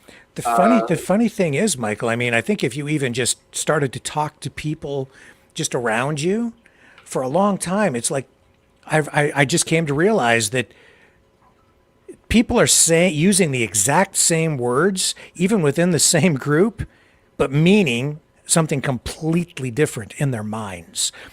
So I don't know exactly where the party is ideologically right now, because we've had so much, such diversity, if you will, politically come into the party. So I'm not sure where the party sits actually ideologically, whether it's more socialistic now than it is conservative.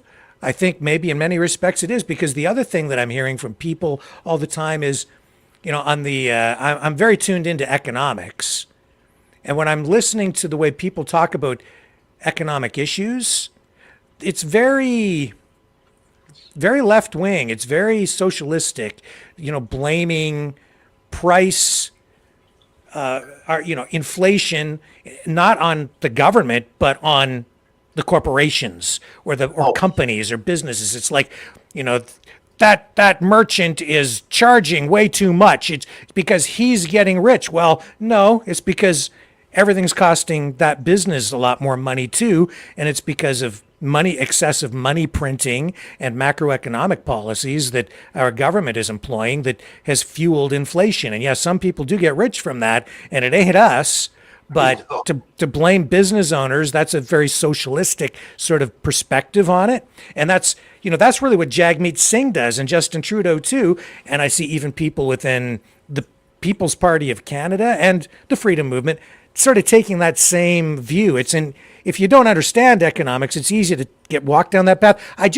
Seems to me like there are just political forces at play that have come into the party that are grabbing a hold of the party itself and the membership, and they're pulling the whole thing over to a more socialistic, to the socialism side, right? Yeah, I'm seeing it in the media from Pierre Poilievre, from Jagmeet, from Trudeau. I don't even know who the green person is. I don't follow. I don't Elizabeth even know who they May. are. Yeah. Is it May? Yeah, whatever. I just follow the other three guys, and they are all doing the same thing. They're all marching the drum of the WEF Agenda 2030, right? They're not taking responsibility for the fact. Like Max spoke out. I spoke out even before I was a candidate. This is stupid. Why are you locking down? And why are you printing all this money? Like, don't print money. That you're going to cause inflation, and you're going to cause supply chain issues. So we've been calling that out since the beginning of this pandemic, and calling out those, and no one else is. Everyone's like, oh, hey, mass immigration, build more houses. No, you're economics guy, supply demand. The solution is demand side. 100,000, maybe 150,000. We are able to build 250,000 houses. You give a little bit of time for a few years to go through. The rest of it's the provincial governments. They got to, work on the regulations to promote building. Maybe it's municipal codes. I don't know. But from a macro level, it's the demand of immigrants coming in. It's just black and white. And as far as I haven't personally heard any other candidates speak in a socialist manner in any way. I would be shocked, and I'd probably phone them and give them shit. It's soft language. It's soft. It's soft. It's not like they're standing up there intentionally taking a socialistic perspective on it. And Max, all of his economic policies, which, when I hear him speak, it's still very conservative on his side. But when I'm talking to the people who are involved in the party, they buy into the socialist rhetoric on the economics files for sure. It's kind of bizarre to me, and a big shift that I've noticed, and even with the use of the "we the people" phrase, things of that nature. And I could get into more specifics, but I was just interested in your take on it, because it is something I think that will be a challenge for the PPC in the years ahead, as you deal with, and it always is with populism. Any populist political party all through history, whether in the United States or Canada, they tend to self-destruct after a while, because there's usually one galvanizing issue that comes to the forefront to bring everybody together from across the political spectrum, where they're so upset about something like lockdowns and mandatory vaccinations, things like that. And it grows because of that. But once that issue is sort of dealt with, all these other issues come to bear. And because they don't agree on so many other things, because they are so diverse ideologically, these political movements have a difficult time holding together over the long haul. That's why all through history you've seen them come, galvanize, grow, and then blow up and disintegrate, and then Yeah. reemerge later on. It's not like liberalism or conservatism. It's a different kind of political ideology. Yeah, it's populism is very close to libertarianism. Like, so almost every time you get really pissed off, it's because someone's stepping on you, right? Yeah. They've crossed the line. They're in your pocket. They're telling you what to do, how to raise your kids.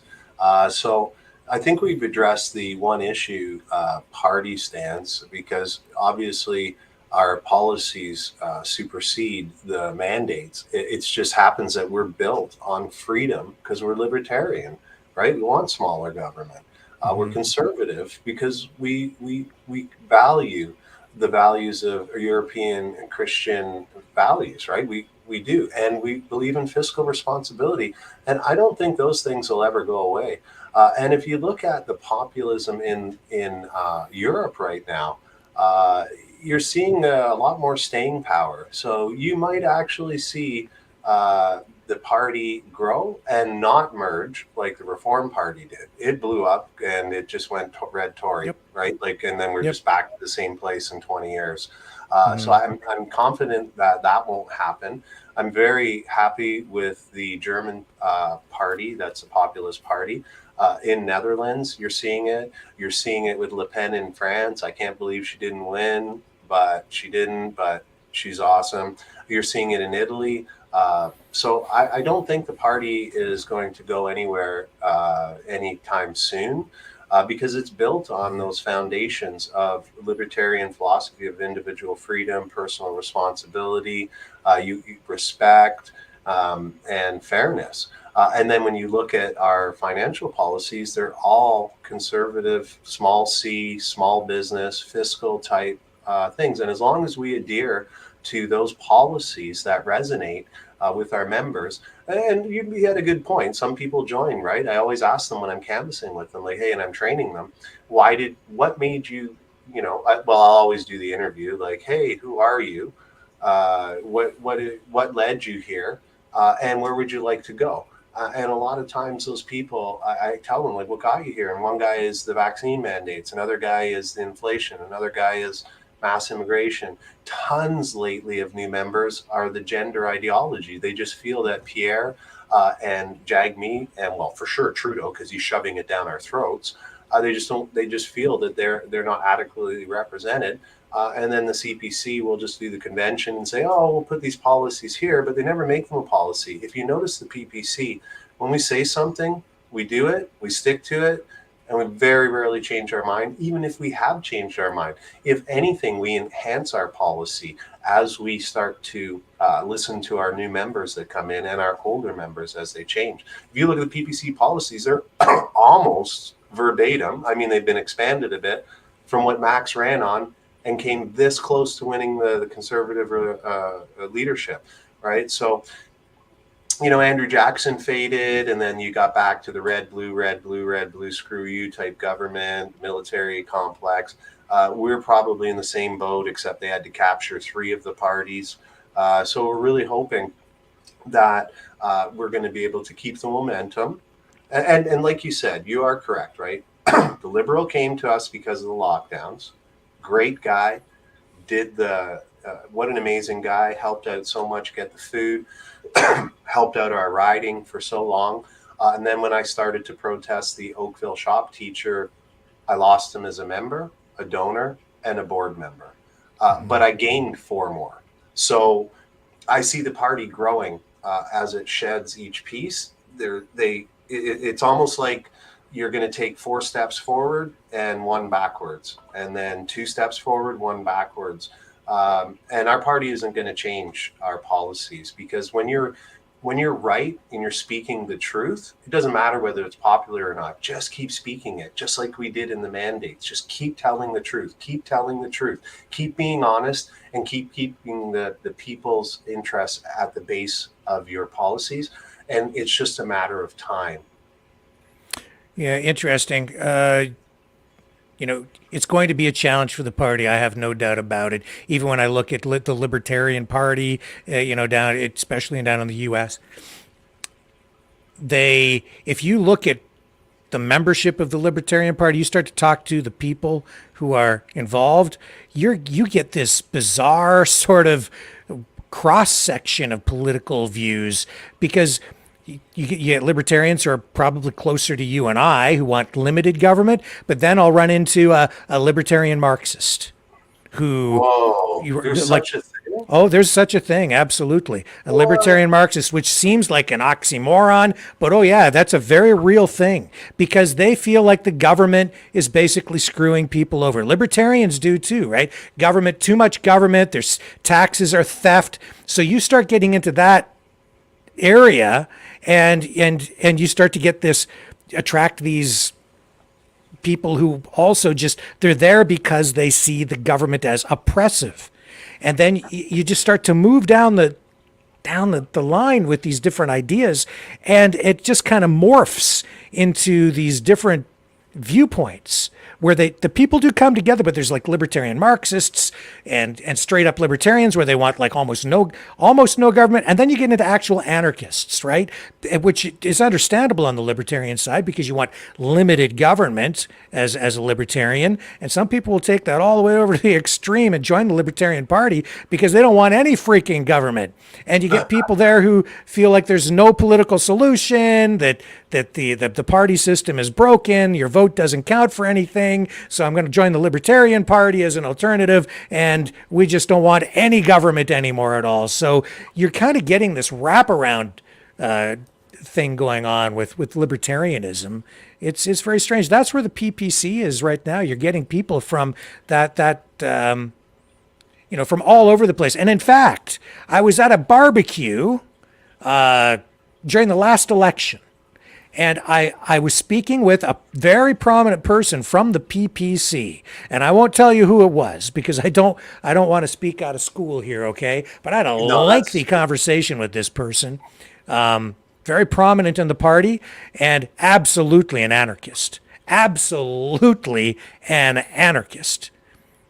Libertarian anarchist within the PPC, very, very prominent person. And I was like, holy crap. And they were like, nope, there's no political solution. And I'm like, well, I sure hope you're wrong, because if that's the case, then, I don't want to think about what it's going to take to get the change. But absolutely right there, right?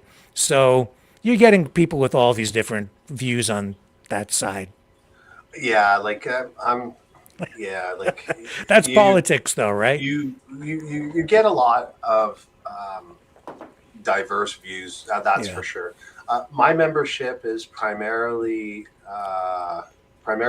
families, family oriented. Most of them are churchgoers. Not everybody, and a lot of them came from the NDP, the Greens. Yeah. See, there you go. Yeah. So it is kind of interesting.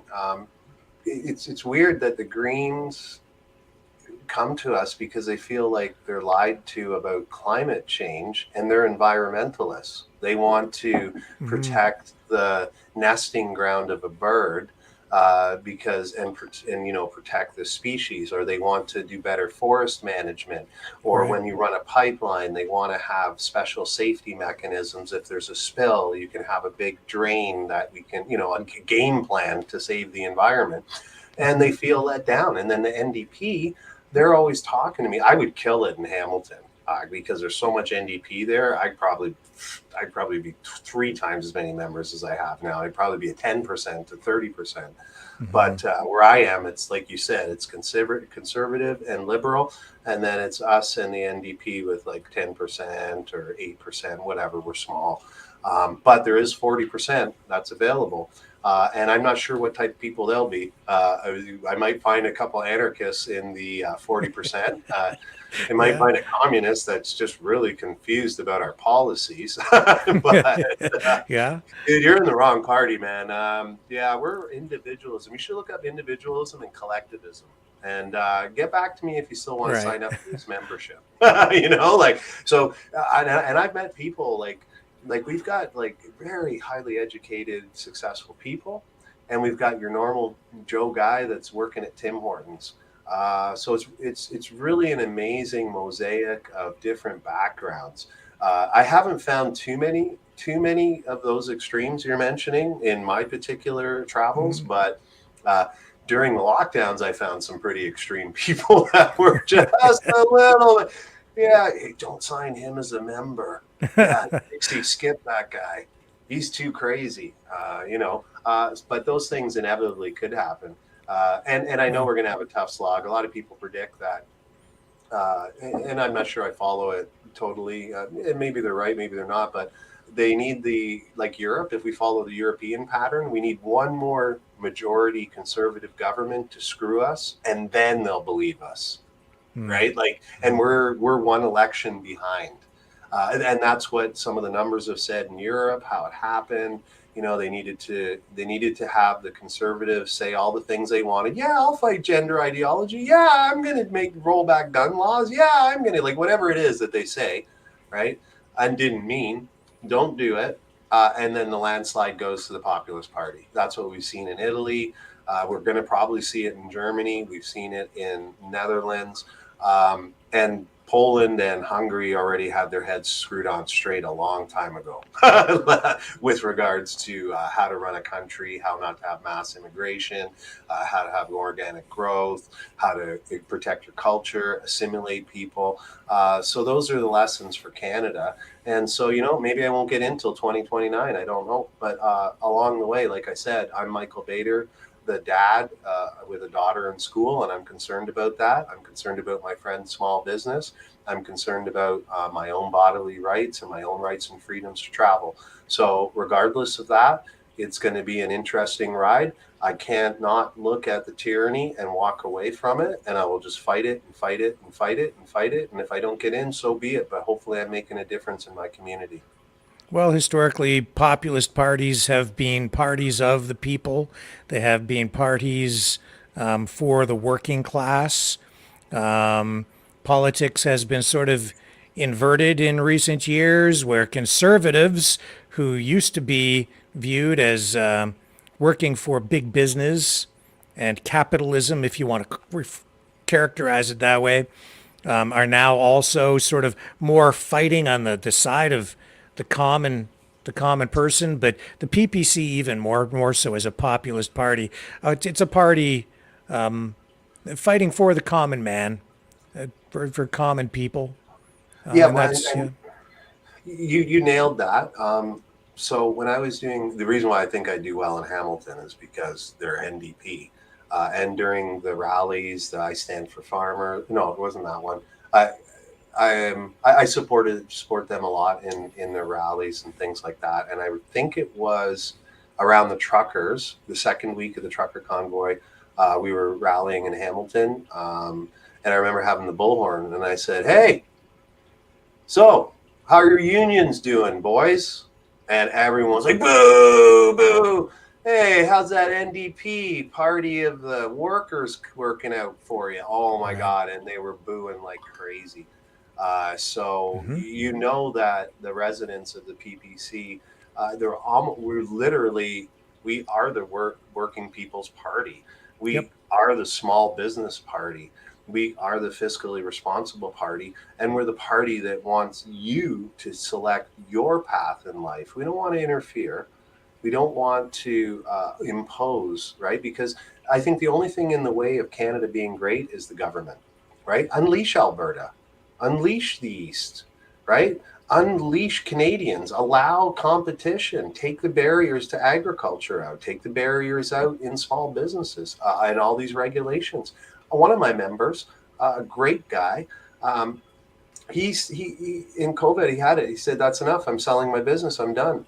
I can make money, but every time I change my computer systems or the government comes out with another regulation, costs me more money. And then I do it again, and then they tax me more. I'm out of here. I'm just going to go back to being a regular mechanic or a carpenter." And he left. He sold his small business. And that's not right. I want to see people like that thrive, right? And every time the guy gets ahead, I go into his pocket and steal from him. And that's not right. PPC government believes in you, right? You decide where that money goes. I'm not going to suck up all your money. What's happening now is they're sucking up all my money and they're spending it on crap that doesn't help me out in any way, shape, or form. Leave me the money. Let me spend it. We're at 40% tax or so more. It's robbery.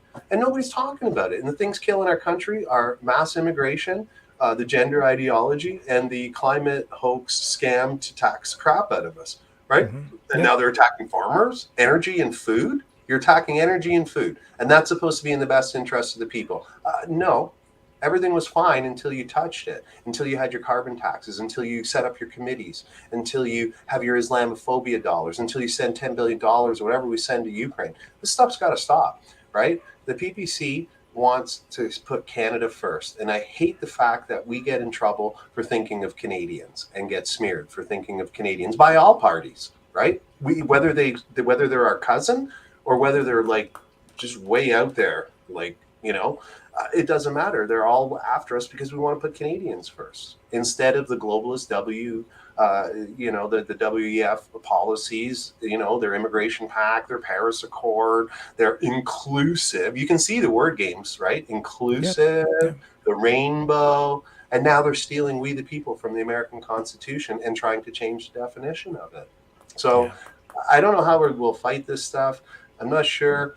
I'm fighting hard to get my seat. I'm going to do everything I can to give a voice. I'm giving everything I can to the community to try to make the community better.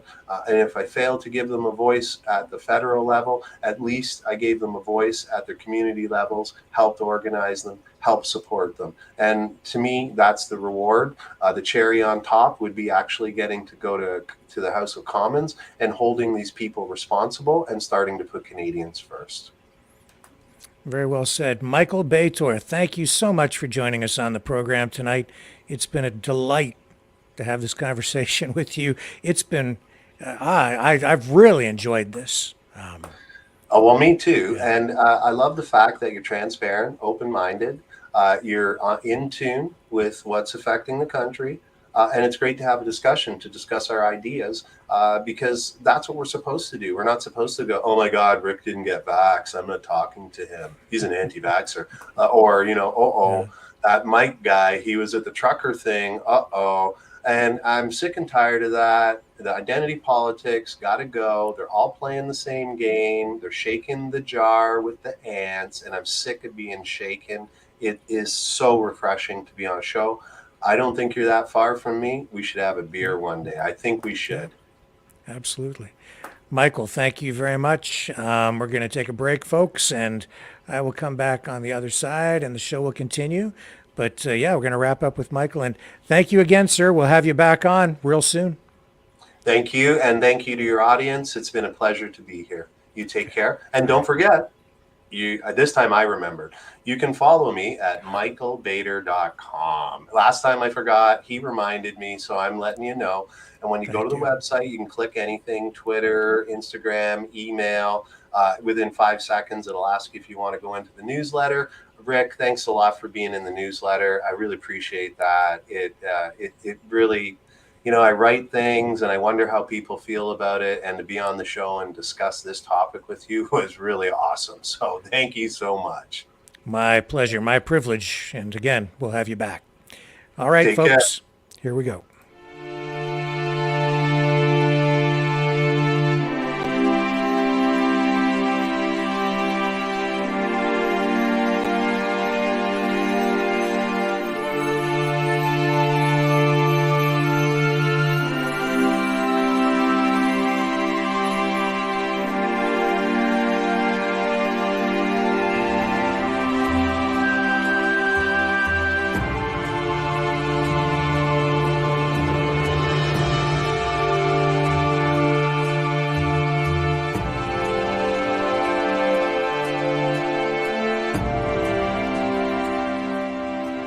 Maverick News. The world is watching.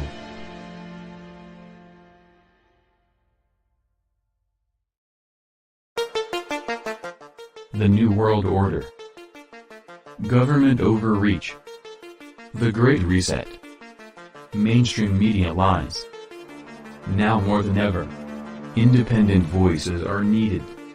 Donate now at freedomreporters.com. That's freedomreporters.com. Maverick News, the antivirus program for your mind.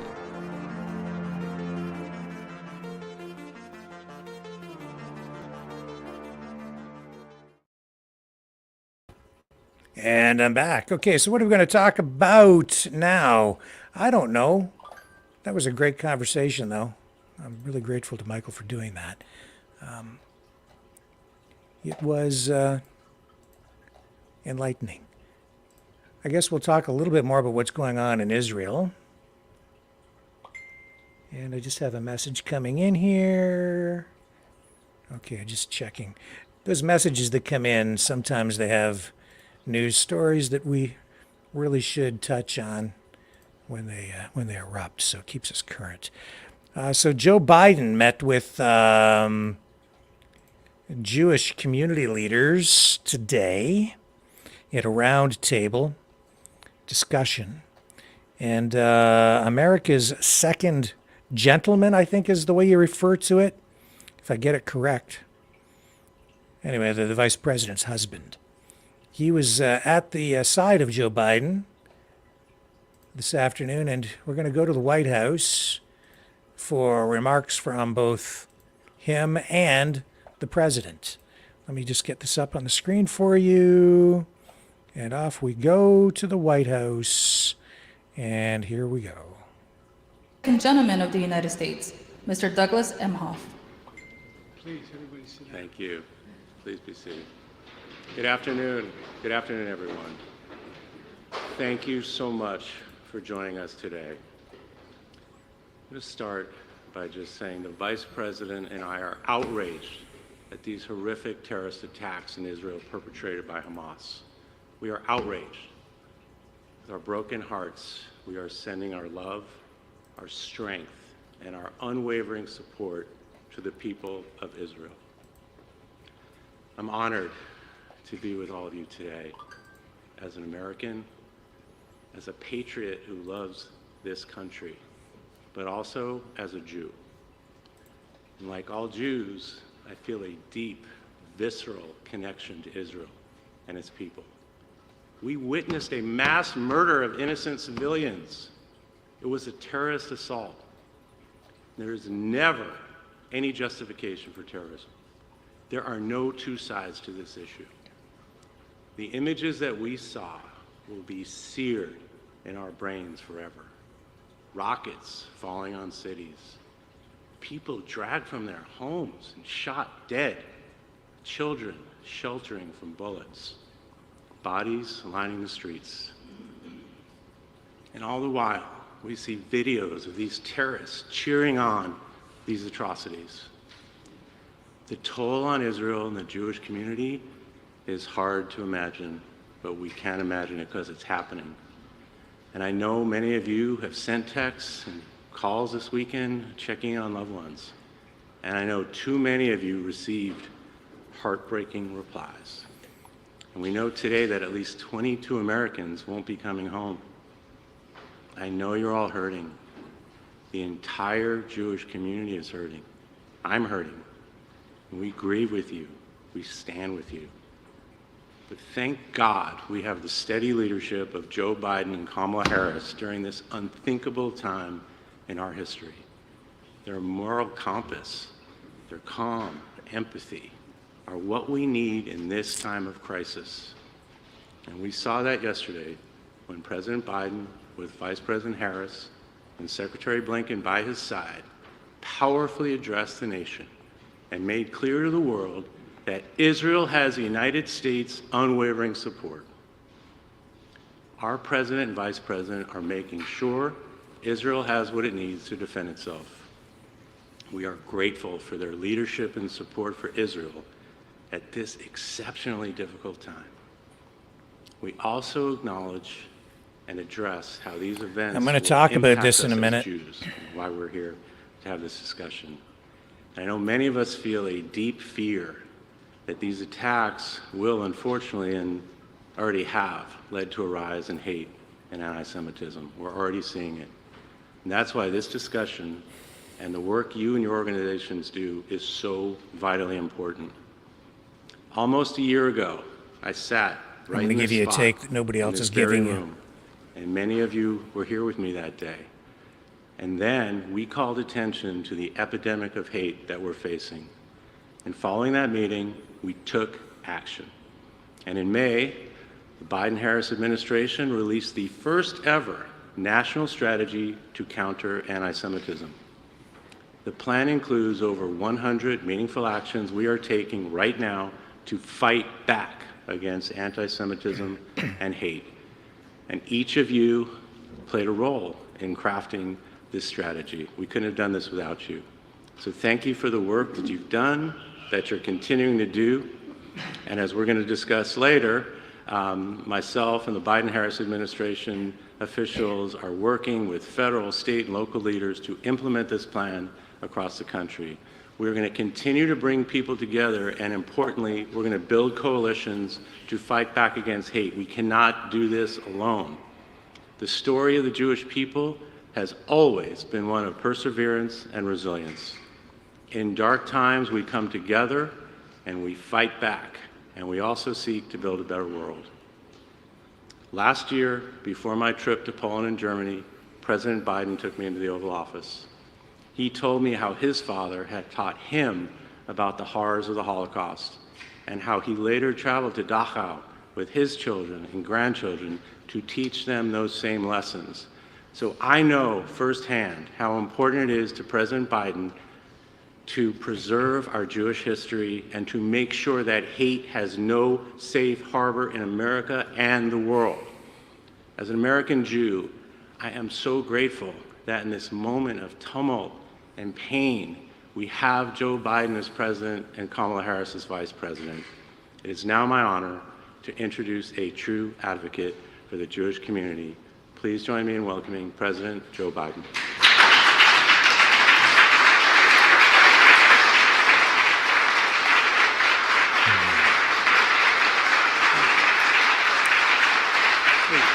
Politics is upside down. I'll tell you why soon.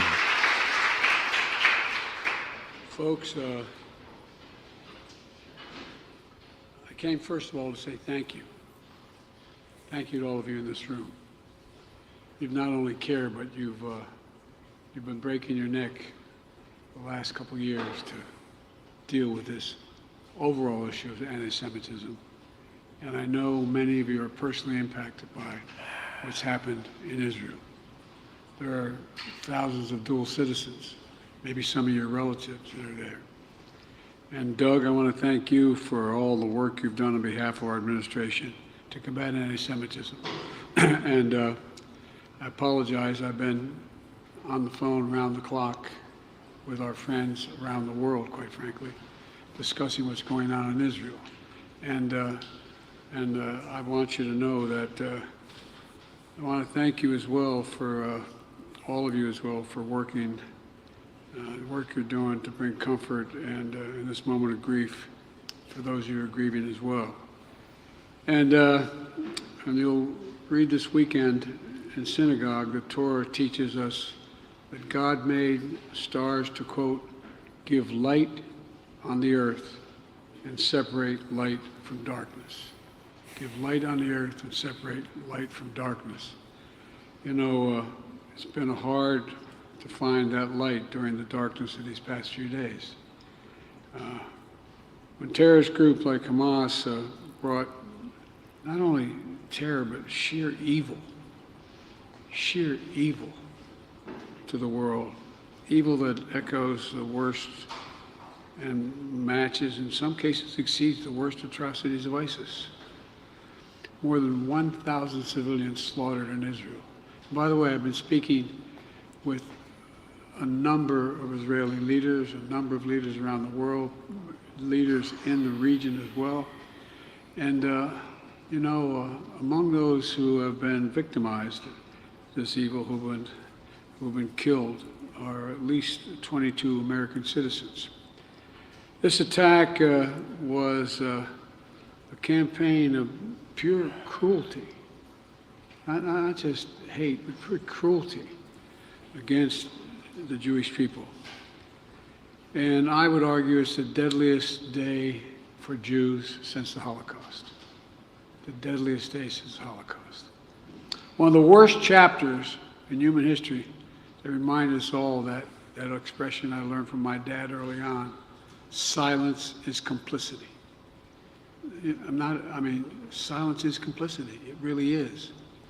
And I want you to know, I think you've already figured it out, I refuse to be silent, and I know you refuse to be silent as well.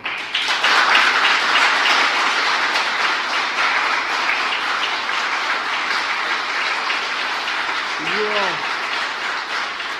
I know you're here with my senior staff, you all represent a voice that America has to hear. America can't be silent.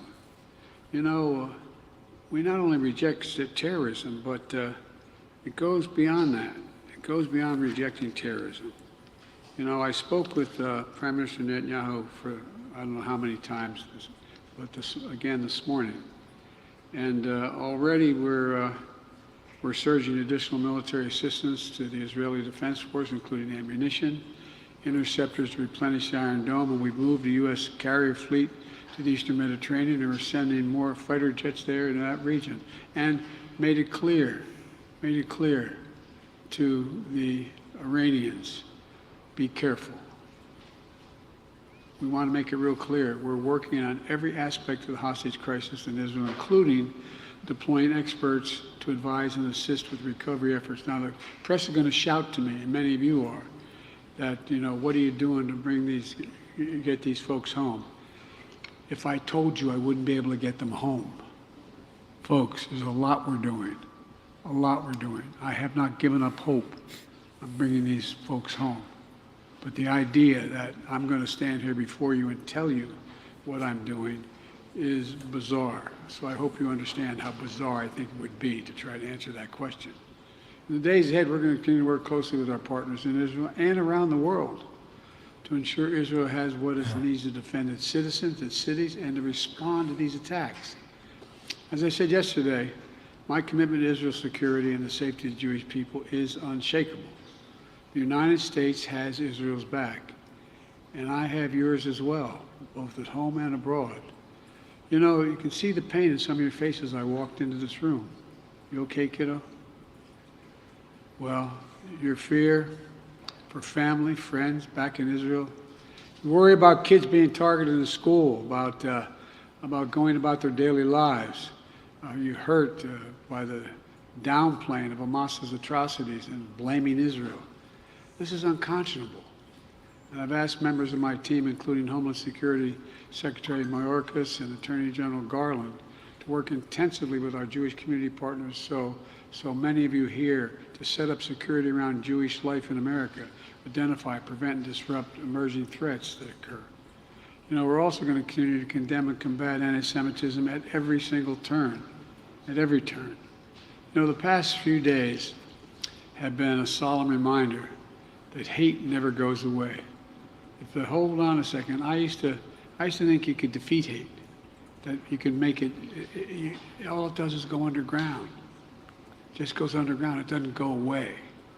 It only hides until it's given a little bit of oxygen. And that's why I've secured the largest ever increase in funding for physical security for nonprofits, including synagogues, Jewish community centers, Jewish day schools. And in May, we released the first ever national strategy to counter anti-Semitism with the input from many of you in this room. Many of you in this room helped write that. It's the most ambitious, comprehensive effort to combat anti-Semitism in American history, in all of American history. And we're aggressively implementing it. But we must all do our part and forcefully speak out against anti-Semitism and push back against the attempts to deny or distort the facts. To make clear, there is no place for hate in America. Not against Jews, not against Muslims, not against anybody. And we mourn the act you and so many leaders have across the country, showing us what thousands of years of Jewish history has shown us. The enduring strength, and I mean this sincerely, the enduring strength and spirit of the Jewish community. If you excuse a point of personal privilege, you should say in the Senate.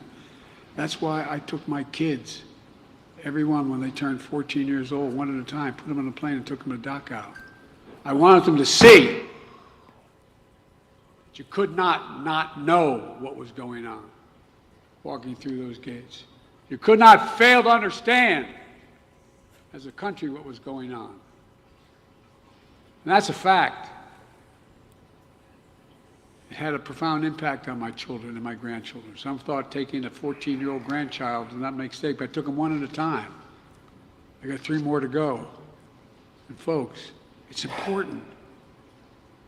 You know, the miracle of Israel is Israel. It's Israel itself. The hope it inspires. The light it represents to the world. And folks,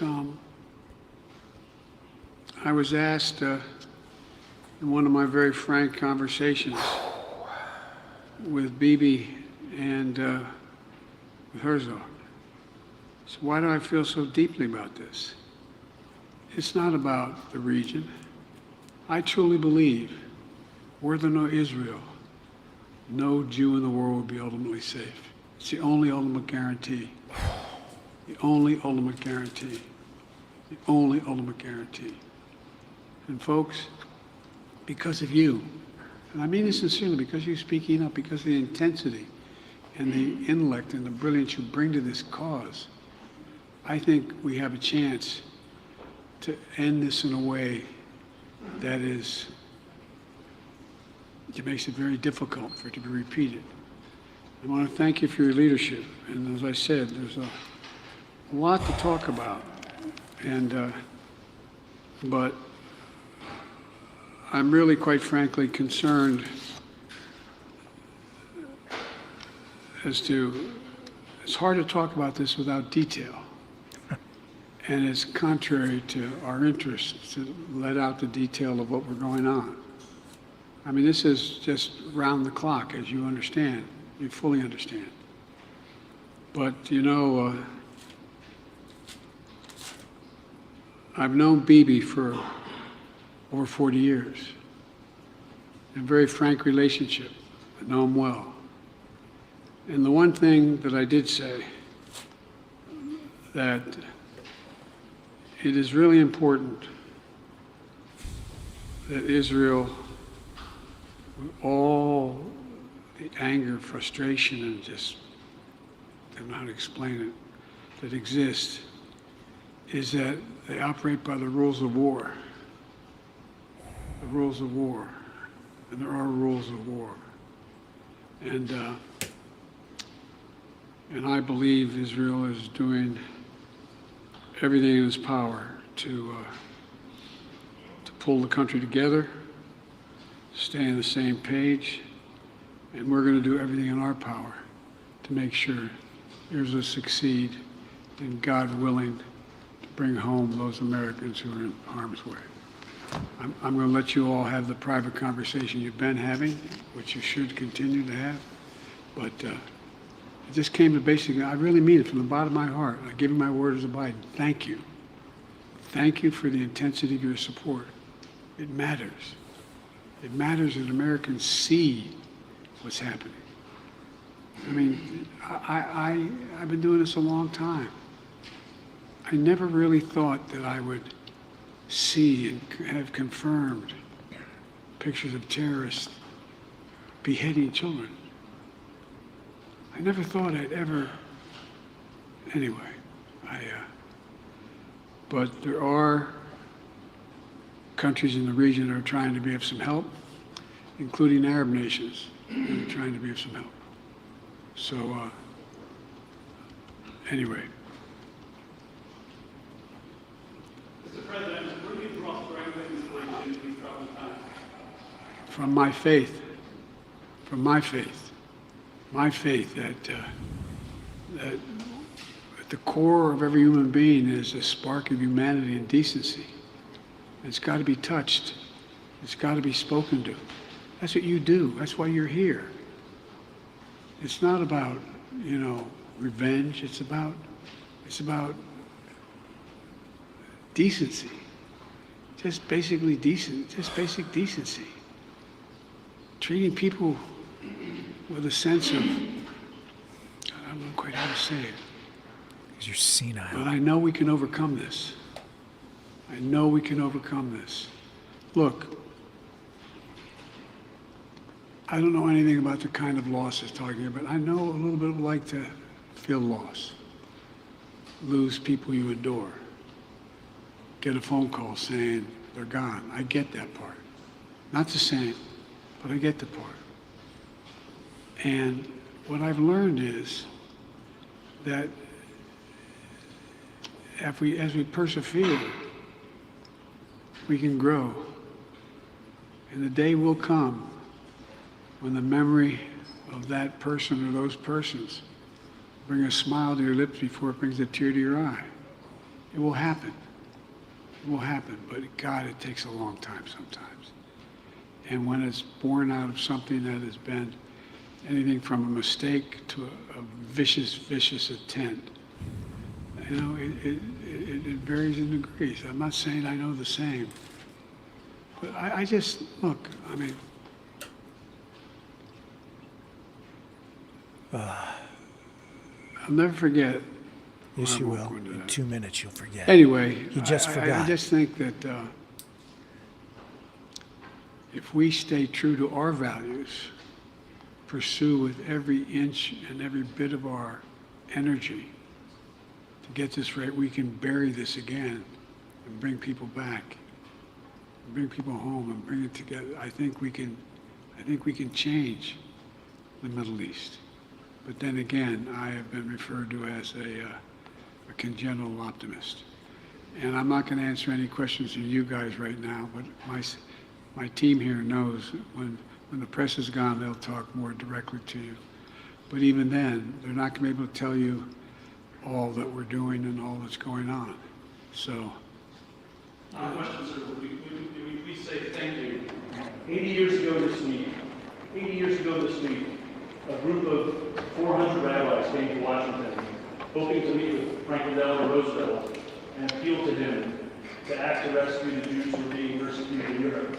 And they were refused meeting with President Roosevelt. They were refused entry to the White House. And the fact that we are here today, and you have spoken as the President of the United States so clearly in support of Israel, so clearly in support of the Jewish people, and welcome leaders and representatives of the Jewish community into the White House for this discussion, shows what a dramatic distance we've traveled in these United States, and we as the Jewish community are blessed to live today in these United States, and we thank you for your leadership and your moral fire.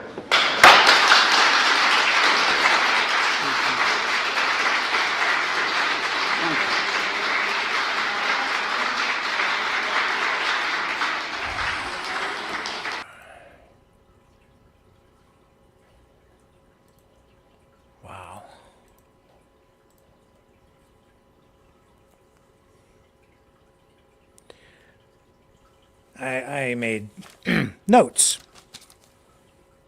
Can't really see. It's a mess. My notes are a mess because the whole situation is a mess. Giant mess.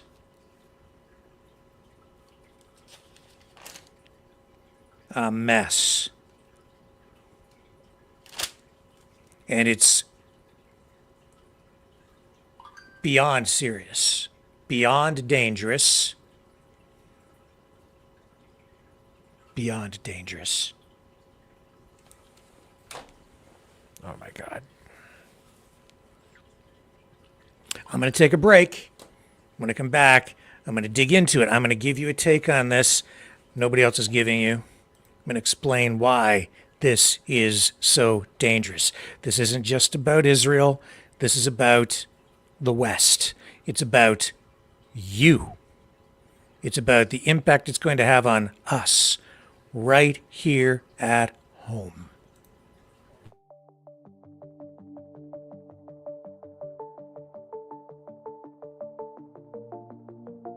Greetings, brave Mavericks. Our quest for truth continues. We go beyond fake news. Together we expose propaganda. Together we pull others out of rabbit holes. We are maverick thinkers. We are all unique individuals, defenders of individual rights and freedoms, credible, trusted, grounded in reality. Maverick News. Maverick News. Defending free speech. Free speech. Donate at freedomreporters.com. Do it now.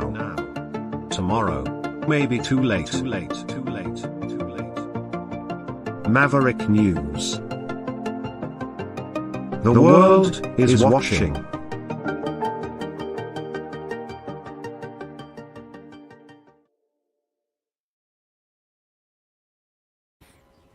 And yes, we do need your support.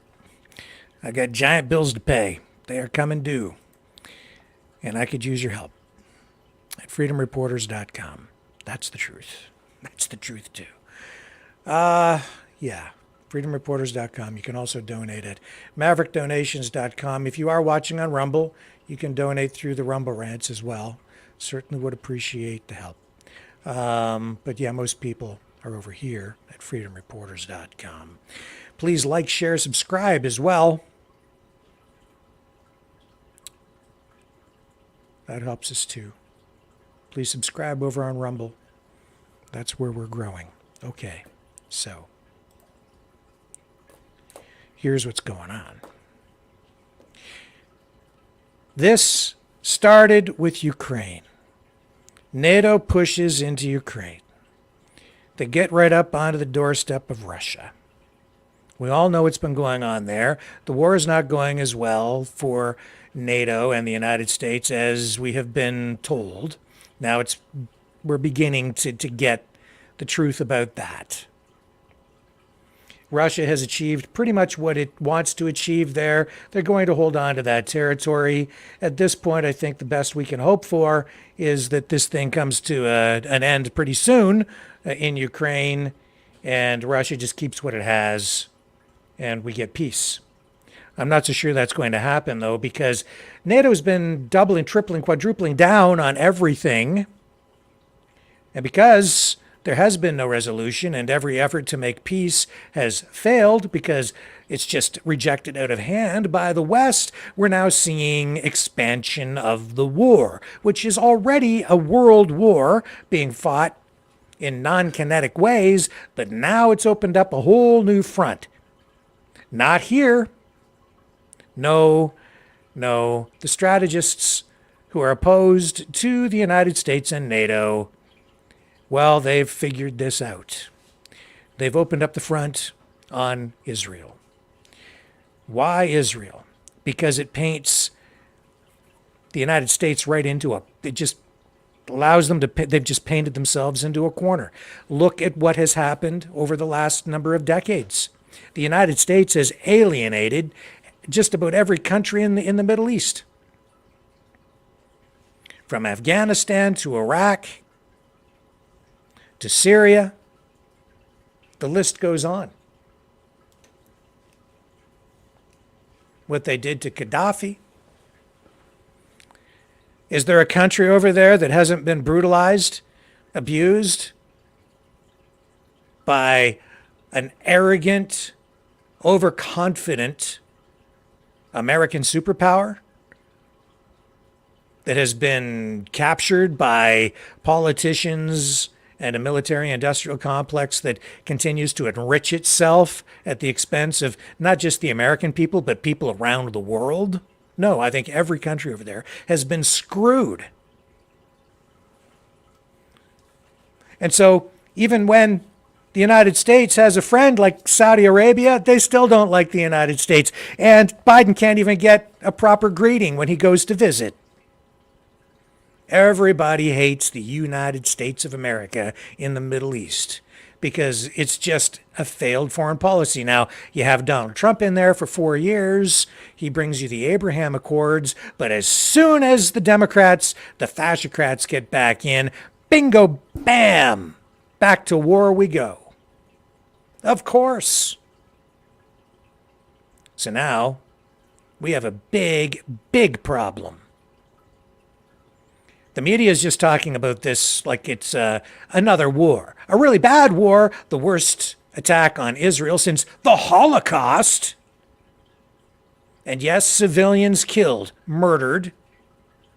And then what's the response from Israel? Well, they bomb civilians on the other side. Really bad. And it's been really bad for a long time, which is why the Middle East hates Israel too.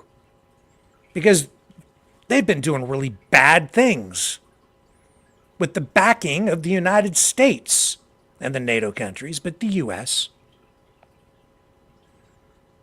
You got a lot of bad feelings and a lot of history. And the United States really has no choice. They must support Israel. Because if they don't, it will be the Holocaust.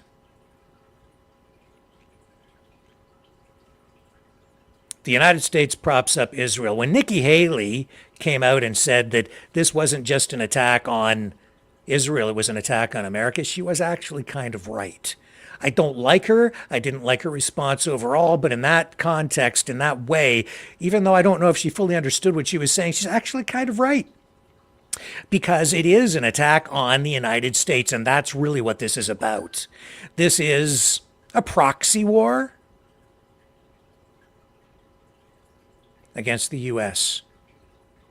A proxy war being fought by allies of Russia. So by extension, it's all linked back to that war in Ukraine, where Ukraine is fighting the war for the United States and NATO against Russia. So now they're just throwing it back in the face of Biden. It's like, you got your friends to come over here and fight with us? Well, we just got all our friends to go and fight with you. And there's a whole lot of friends now who have lined up to take shots at the U.S. through Israel. That's what's going on. And that is putting everything we have here in this peaceful utopian West, where every day is a day in paradise, it's putting it all at risk. It may all be coming to an end, folks. That's the reality.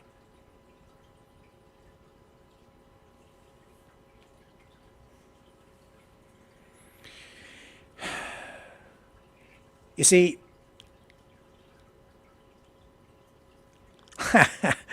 if they don't provide money and weapons to Israel, you're going to have Iran and Syria and Lebanon and Egypt, probably, maybe, historically. Iraq, Afghanistan, they're all coming. They're all coming. And they will rule over Israel. And it will be a massacre. Once they run out of munitions, if they don't have enough firepower to keep that Iron Dome going, if they don't have enough bullets and bombs, they're done. They don't have enough soldiers. Israel is, by population, a small country, and their military force is made up of maybe 400,000. 400,000, we're hearing that 400,000 soldiers in Ukraine have already died. Ukrainians. And they're still fighting. But in Israel, that's all they have.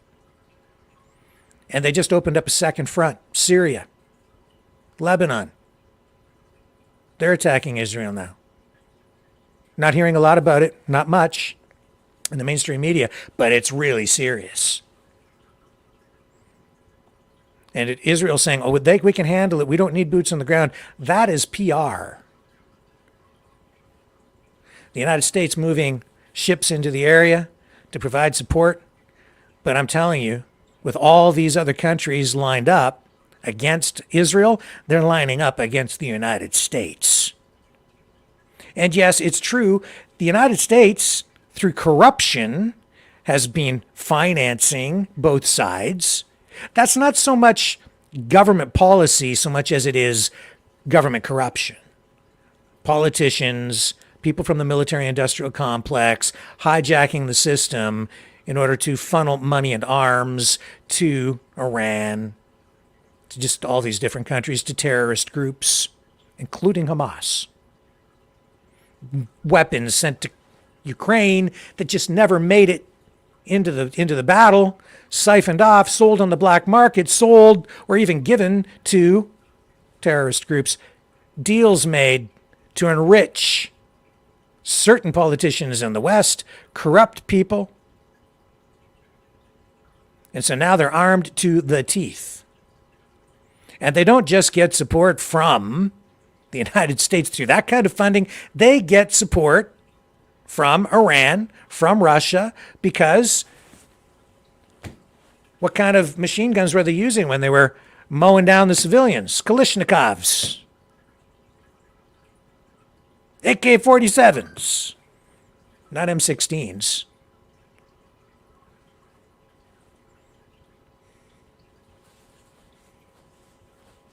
We're in deep, deep, deep trouble. Because this is like check in chess. What is America going to do now? We already know that we've run out of money here in the West because we dumped it all into Ukraine. We didn't have it to begin with because they've printed way too much money. They've gone way too far into debt. We've had Justin Trudeau here in Canada flying all over the world, giving away free money to every country and everybody that he wants to be his friend. In the United States, they've just blown the budget decade after decade after decade. They're trillions and trillions of dollars in debt. They can never pay it back. Honestly, the only thing that props up the U.S. economy right now is the military. Because when you're a superpower and you have military bases spread all over the globe, you kind of rule through fear, or it's a protection racket. And that's kind of what's going on. And the United States has spread itself way too thin. It's not the superpower I think that we're being led to believe. Very vulnerable. Nuclear superpower? Yes. That's the scary part of all of this. And then ideologically, ethically, morally, this also blurs lines. Everybody should unlearn the history that they think they know, even the history surrounding Nazism, fascism, and World War II, because it is not black and white. There are shades of gray in the way all of that unfolded, and the way that, the different countries became involved in World War II in one way or another, and the way that and how they were involved as the war went on. Italy is a perfect example. Russia itself. I could lay out some stuff about Russia in World War II that people don't really ever think about. But the point that I'm making here right now is you have to think about politics in completely different terms today, because everything going on over there in the Middle East doesn't really seem to make sense, especially if you start thinking about it in terms of fascism, Nazism, protecting the Jews in Israel. How can any of this make sense? Well, which side is evil? And then they're referring to the Holocaust when they talk about this attack. It's true.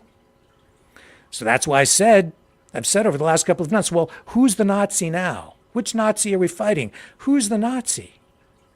It's very interesting, because people on the left of the political spectrum, political commentators, pundits, online streamers, you know what they're doing? They're portraying the Jewish people as fascistic.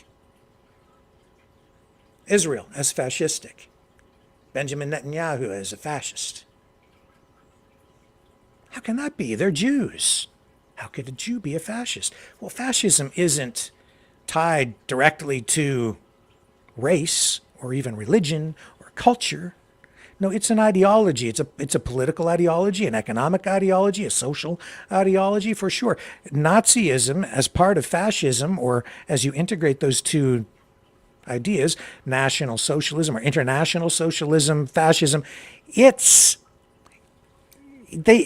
relies often on scapegoating. They'll identify a particular group and scapegoat their problems. They'll say they're the problem. They create an enemy.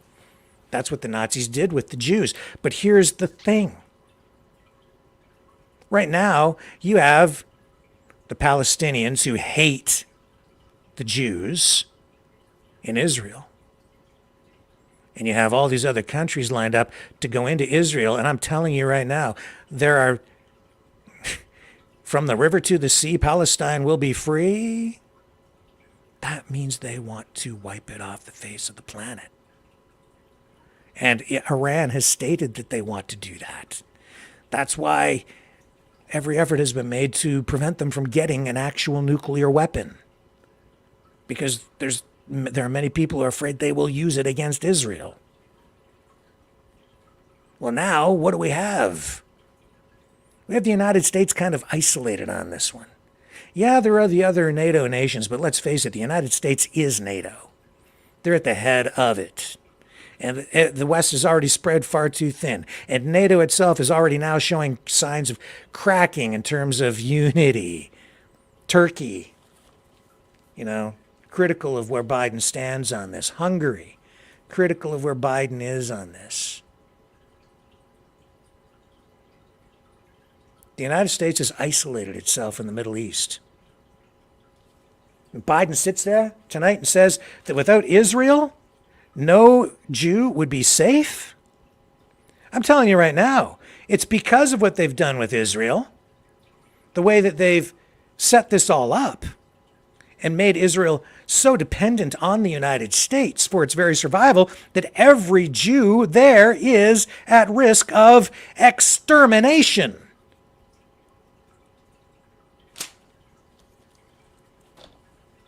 But I heard, so who wanted to exterminate the Jews? The Nazis. But all the people on the neoliberal, well, not even neoliberal, but on the left side of the political spectrum, or I don't know how you describe them anymore, but the alternative media even out there, these pundits, a lot of them, like they're lined up right with Palestine on this. And the other countries coming to bear here against Israel. Think about that for a minute. And look at what just happened in Israel. The slaughter that took place. And yes, I know there's propaganda. And yes, I know, and I've already called it out. Outright lies about some of the things that happened in there. That happens with every war now, though. The truth is, though, we did have families slaughtered. Murdered. Crimes against humanity. Crimes against the Jewish people. War crimes committed. I would put it to you that what we saw happen, and when I say saw, it's true because you can find the videos online. I've seen the pictures from the hospitals too, of the kids being treated, so many children being treated with wounds, severe burns, and the atrocities committed, I'm sorry, got to be just as bad, maybe even worse than what the Nazis did during World War II on an individual basis in terms of the actual acts performed against other human beings that I've witnessed myself now on over the last number of days. Beheadings. Terrible. And the response from Israel, horrific. We need peace for both sides. But who's the Nazi now? If we don't support Israel, it's gone. I mean, gone. I don't want to I'm like, we stay out of these wars, right? We keep our nose out of these wars. If we had done that, we wouldn't be here today talking about this. But we didn't. We let our leaders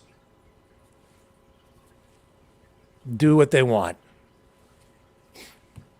And we let the corrupt people infiltrate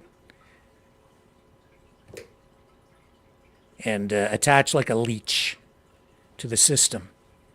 And the military-industrial complex has run amok.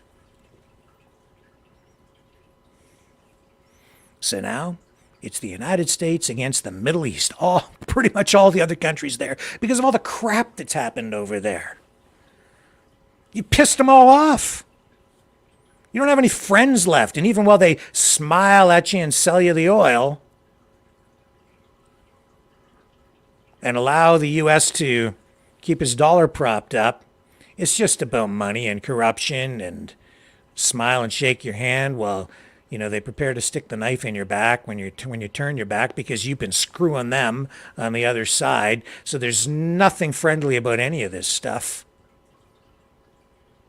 And now, because you've pushed right up against Russia, all of Russia's allies are now lined up against you, Biden, Trudeau.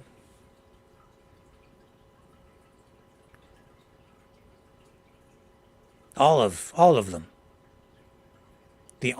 Pretty much the only place friendly to the U.S. over there now, really friendly, is Israel. And that's because Israel is so dependent on the U.S. for everything, for its defense, the money, the weapons. And Israel can't afford to lose a lot of soldiers because they only have about 400,000. Not a large army, not a large country. Not a large population. So when they start to fight, they're going to be up against what now? Syria, Lebanon, Palestine, and maybe Iran. Probably Iran. It's coming. Check. We're in check. Because the United States doesn't have the budget. We're just about bankrupt. And they control the oil, folks. What do you think is going to happen if the flow of oil to the West is interrupted? I hope Biden has replenished the strategic oil reserves because I think we're going to need them for the military, not for our cars. Once this goes down and oil becomes an issue, if it gets that far and we're in danger of it, inflation is going to go off the rails and through the stratosphere. Get ready.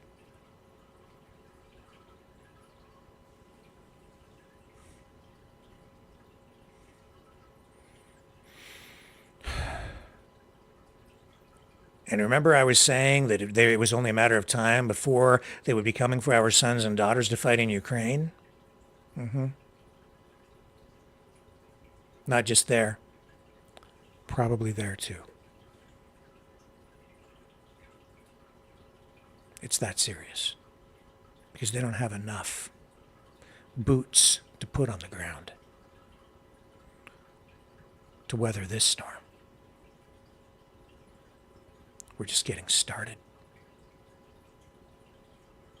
If they don't snuff this out quick, we're all in a deep crap. Fascism, Nazism, I don't know, call it whatever you want. I see history repeating itself here, at least rhyming, right? And here's the funny thing about it. Both sides are accusing each other of being fascists.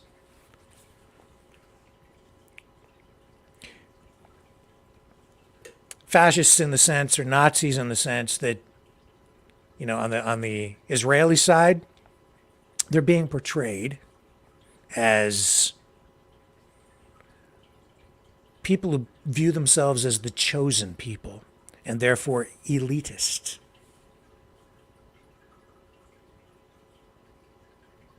And therefore fascistic. They're the fascists, or so we're being told by certain people. And you talk about the rise of anti-Semitism here in North America and around the world. Yeah, it's there. A lot of people resentful. It's all cloaked in language. This hate, this fascism from the past coming back to revisit us. I've noticed it. I've pointed it out here on the show. And it's so dangerous. And it's manifesting itself over there in the Middle East right now. And you can see it manifest itself even within the political movements here in North America. Who wants to support Israel and who doesn't? If you're not supporting Israel, at least in terms of giving them enough to defend themselves, then you're leaving them wide open to potential extermination over there. That is a Holocaust. I'm sorry, that's the truth. I don't want to spend any more money on wars. I want peace for both sides. I want good things for everybody. But now we have this reality. Maybe Israel shouldn't have ever been there. Maybe Israel shouldn't be there today. Maybe something needs to be done about that. I don't know. I just know that the people are there. And if the United States can't protect them, they're dead. Dead. They're not safe because of Israel. They're safe because of the Iron Dome. Or they were, sort of, not really ever. They're safe because the United States has been the dominant superpower. Not anymore. Now we have a new multipolar geopolitical reality where the US dollar is on the decline, maybe ready to collapse. You have Russia and the BRICS nations coming forward with their own alternative currency, their own alternative economic system, where they're going to be investing and loaning money to countries competing with the United States. This puts the US dollar in jeopardy, the US economy in jeopardy. The US dollar propped up by oil, not gold, oil and military arms. Now, because we're right there in the face of Russia in Ukraine, you're getting this back on the other side. This is the response to Ukraine.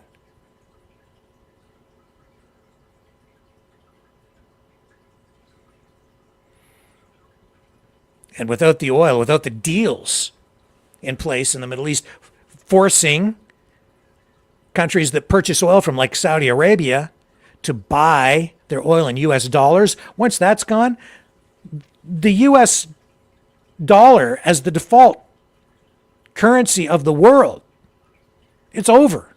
And once that's gone, the economy collapses. And if they cut the oil off or sanction us here in the West, if they sanction us and cut the oil supply off, we're screwed. No energy. Well, then they're going to have to drill, baby, drill domestically, and they're going to need time to do that. To get that up and running. It won't happen immediately, and it's all going to have to come from here.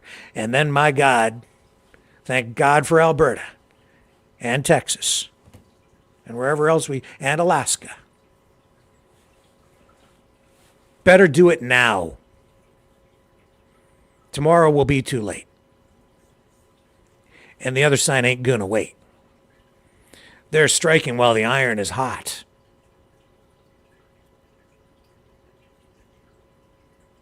And here domestically, this war is already being fought through information warfare. They're coming for you. They're coming for your mind. They're coming for your support. Be aware of that. The propaganda that's out there, the half-truths, the outright lies on both sides, the narratives that they're spinning, the mainstream media, it's all designed to generate support. That's what you do in a war. That's what governments do. They need your support, your consent to do anything that they do. You don't realize how important your consent is. But this time around, man, I don't know how to navigate through this one because I just want peace. I don't want to take a side. I see both sides are wrong. But at the same time, I don't want the Jews exterminated. So I understand that what you've done is you've created a nation state in the middle of a hornet's nest. And the hornets are a-buzzing.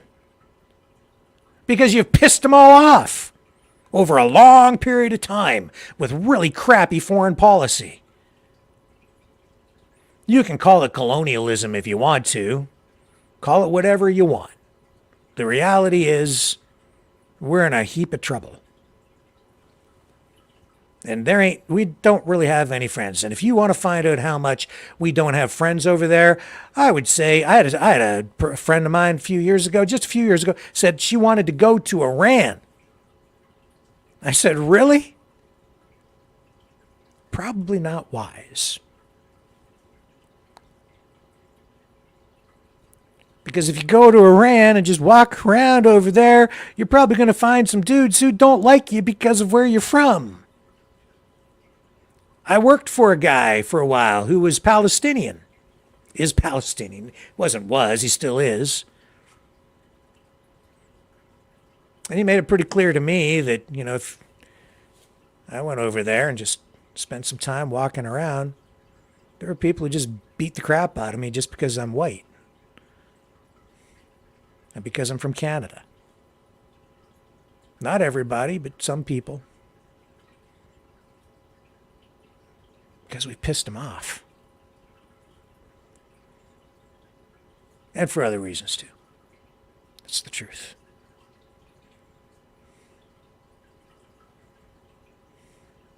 So we're isolated over there. Now, what are we going to do? We have to defend them. Don't have any choice. It's either defend them or let the extermination begin. There is the Holocaust. All over again. History rhymes. And you could say, well, look at what the Israelis have been doing. Yeah, you can say that. Yep. But Israel's there.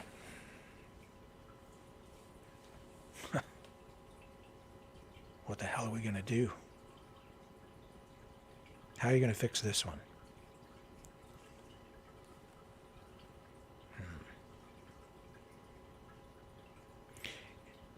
I don't think that the people who run things in the Biden regime, administration / whatever, I don't think they're smart enough. And I don't think they care enough to fix this. Not in the right way. And because the U.S. is stretched so thin, the West, NATO, stretched so thin. If this thing erupts, it won't stop there. It will spread further and further. You're going to get more. The United States can't sustain this. I don't think they can. I don't know. I hope I'm freaking wrong. If it stretches on, if it turns into a prolonged thing,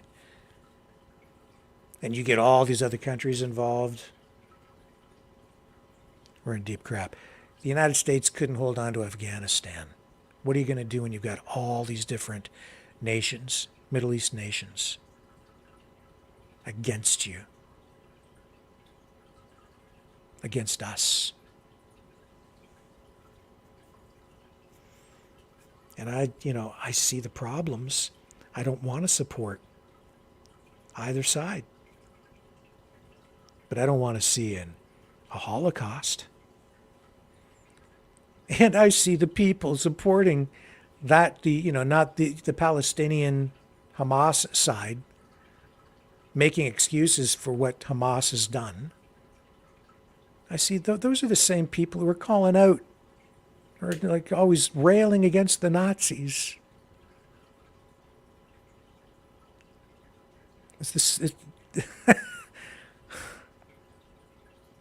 Because in the minds of people, even some of the people who are out there right now portraying themselves or putting themselves forward as like experts or something online, it's a Nazi.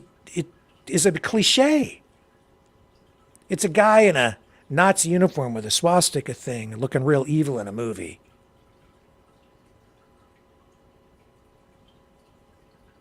Nazism is more complex than that. It's fascism. And there are different elements of fascism. There's economic fascism, and then there's social fascism, there's political fascism. What a mess. And this is Biden's fault. This is his fault because he let the people around him who corrupted him direct him and direct his foreign policy. It's the fault of these Democrats, the neocons, the war hawks, the warmongers. It's their fault. They thought they could just keep on doing this, just play games, export arms, run up huge budget deficits in the trillions of dollars while they line their pockets and let the blood flow all over the world. And it's our fault because we let them.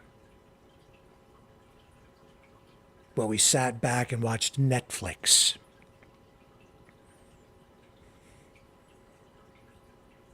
And enjoyed another day in paradise.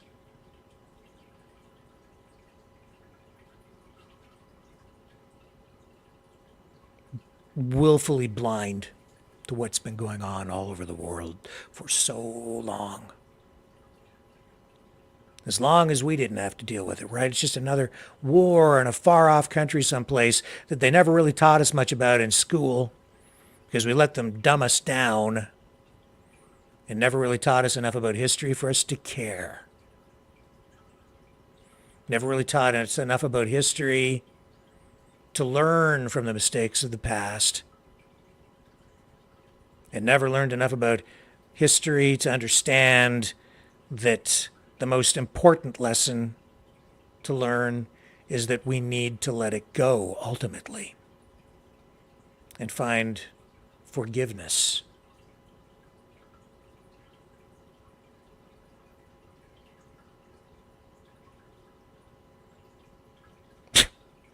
You know, Canada criticized for harboring Nazis after World War II.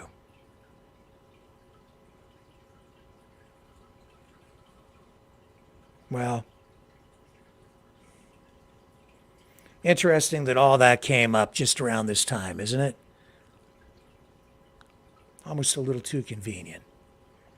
Let me say this about that. Our entire country has been smeared because of this Nazi scandal. But there's another side to that. And you know what it's called? It's called mercy. Canada showed mercy to its enemy. And for that, we are being held accountable by people who don't believe in forgiveness.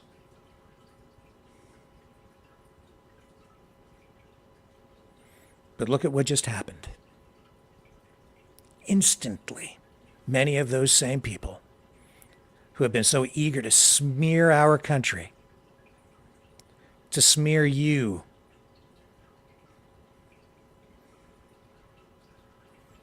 many of those same people have been instantly willing to look the other way, put on blinders, and make excuses for horrific acts, crimes against humanity, war crimes, excuses for a slaughter of civilians.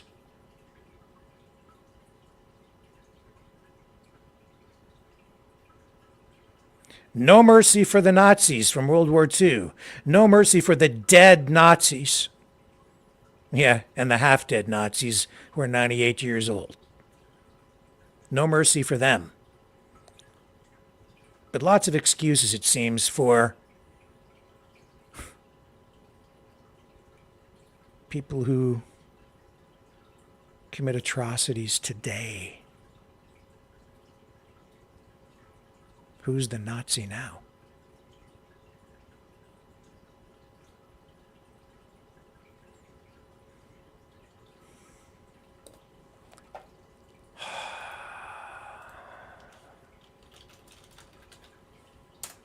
Mercy, compassion, forgiveness shown towards someone whom it is within one's power to punish or harm.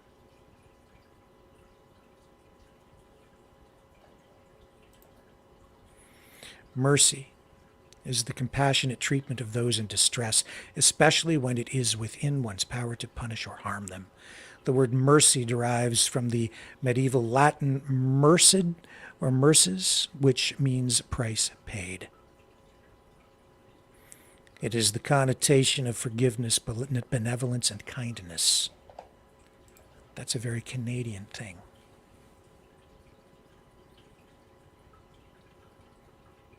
I don't know whether it was right or wrong to show mercy back in the 1940s and 1950s to people who may or may not have done, but probably did, do terrible things during a time of war. But it was done long before I was born. And probably long before all you were born too, or most of you. Canada showed mercy. We're supposed to pay a price for that, I guess.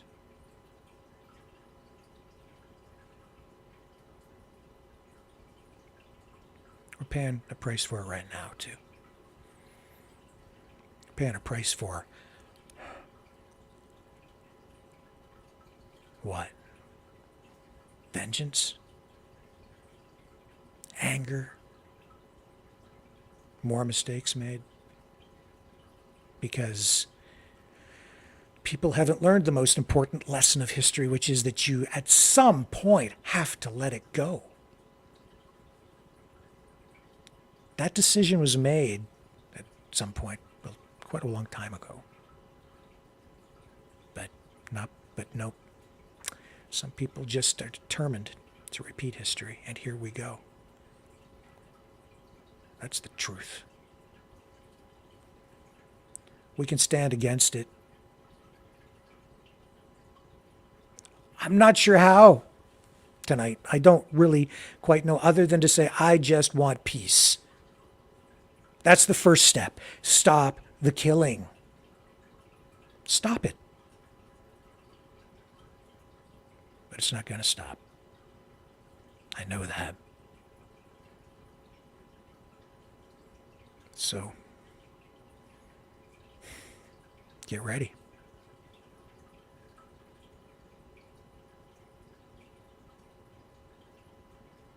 Pray, I guess. Hug your loved ones.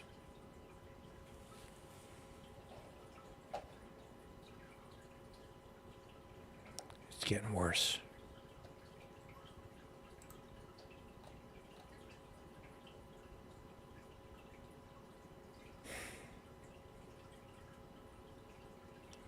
Love all you guys.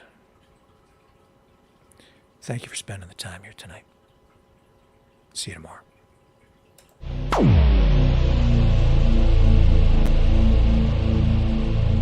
This has been a Maverick Multimedia production.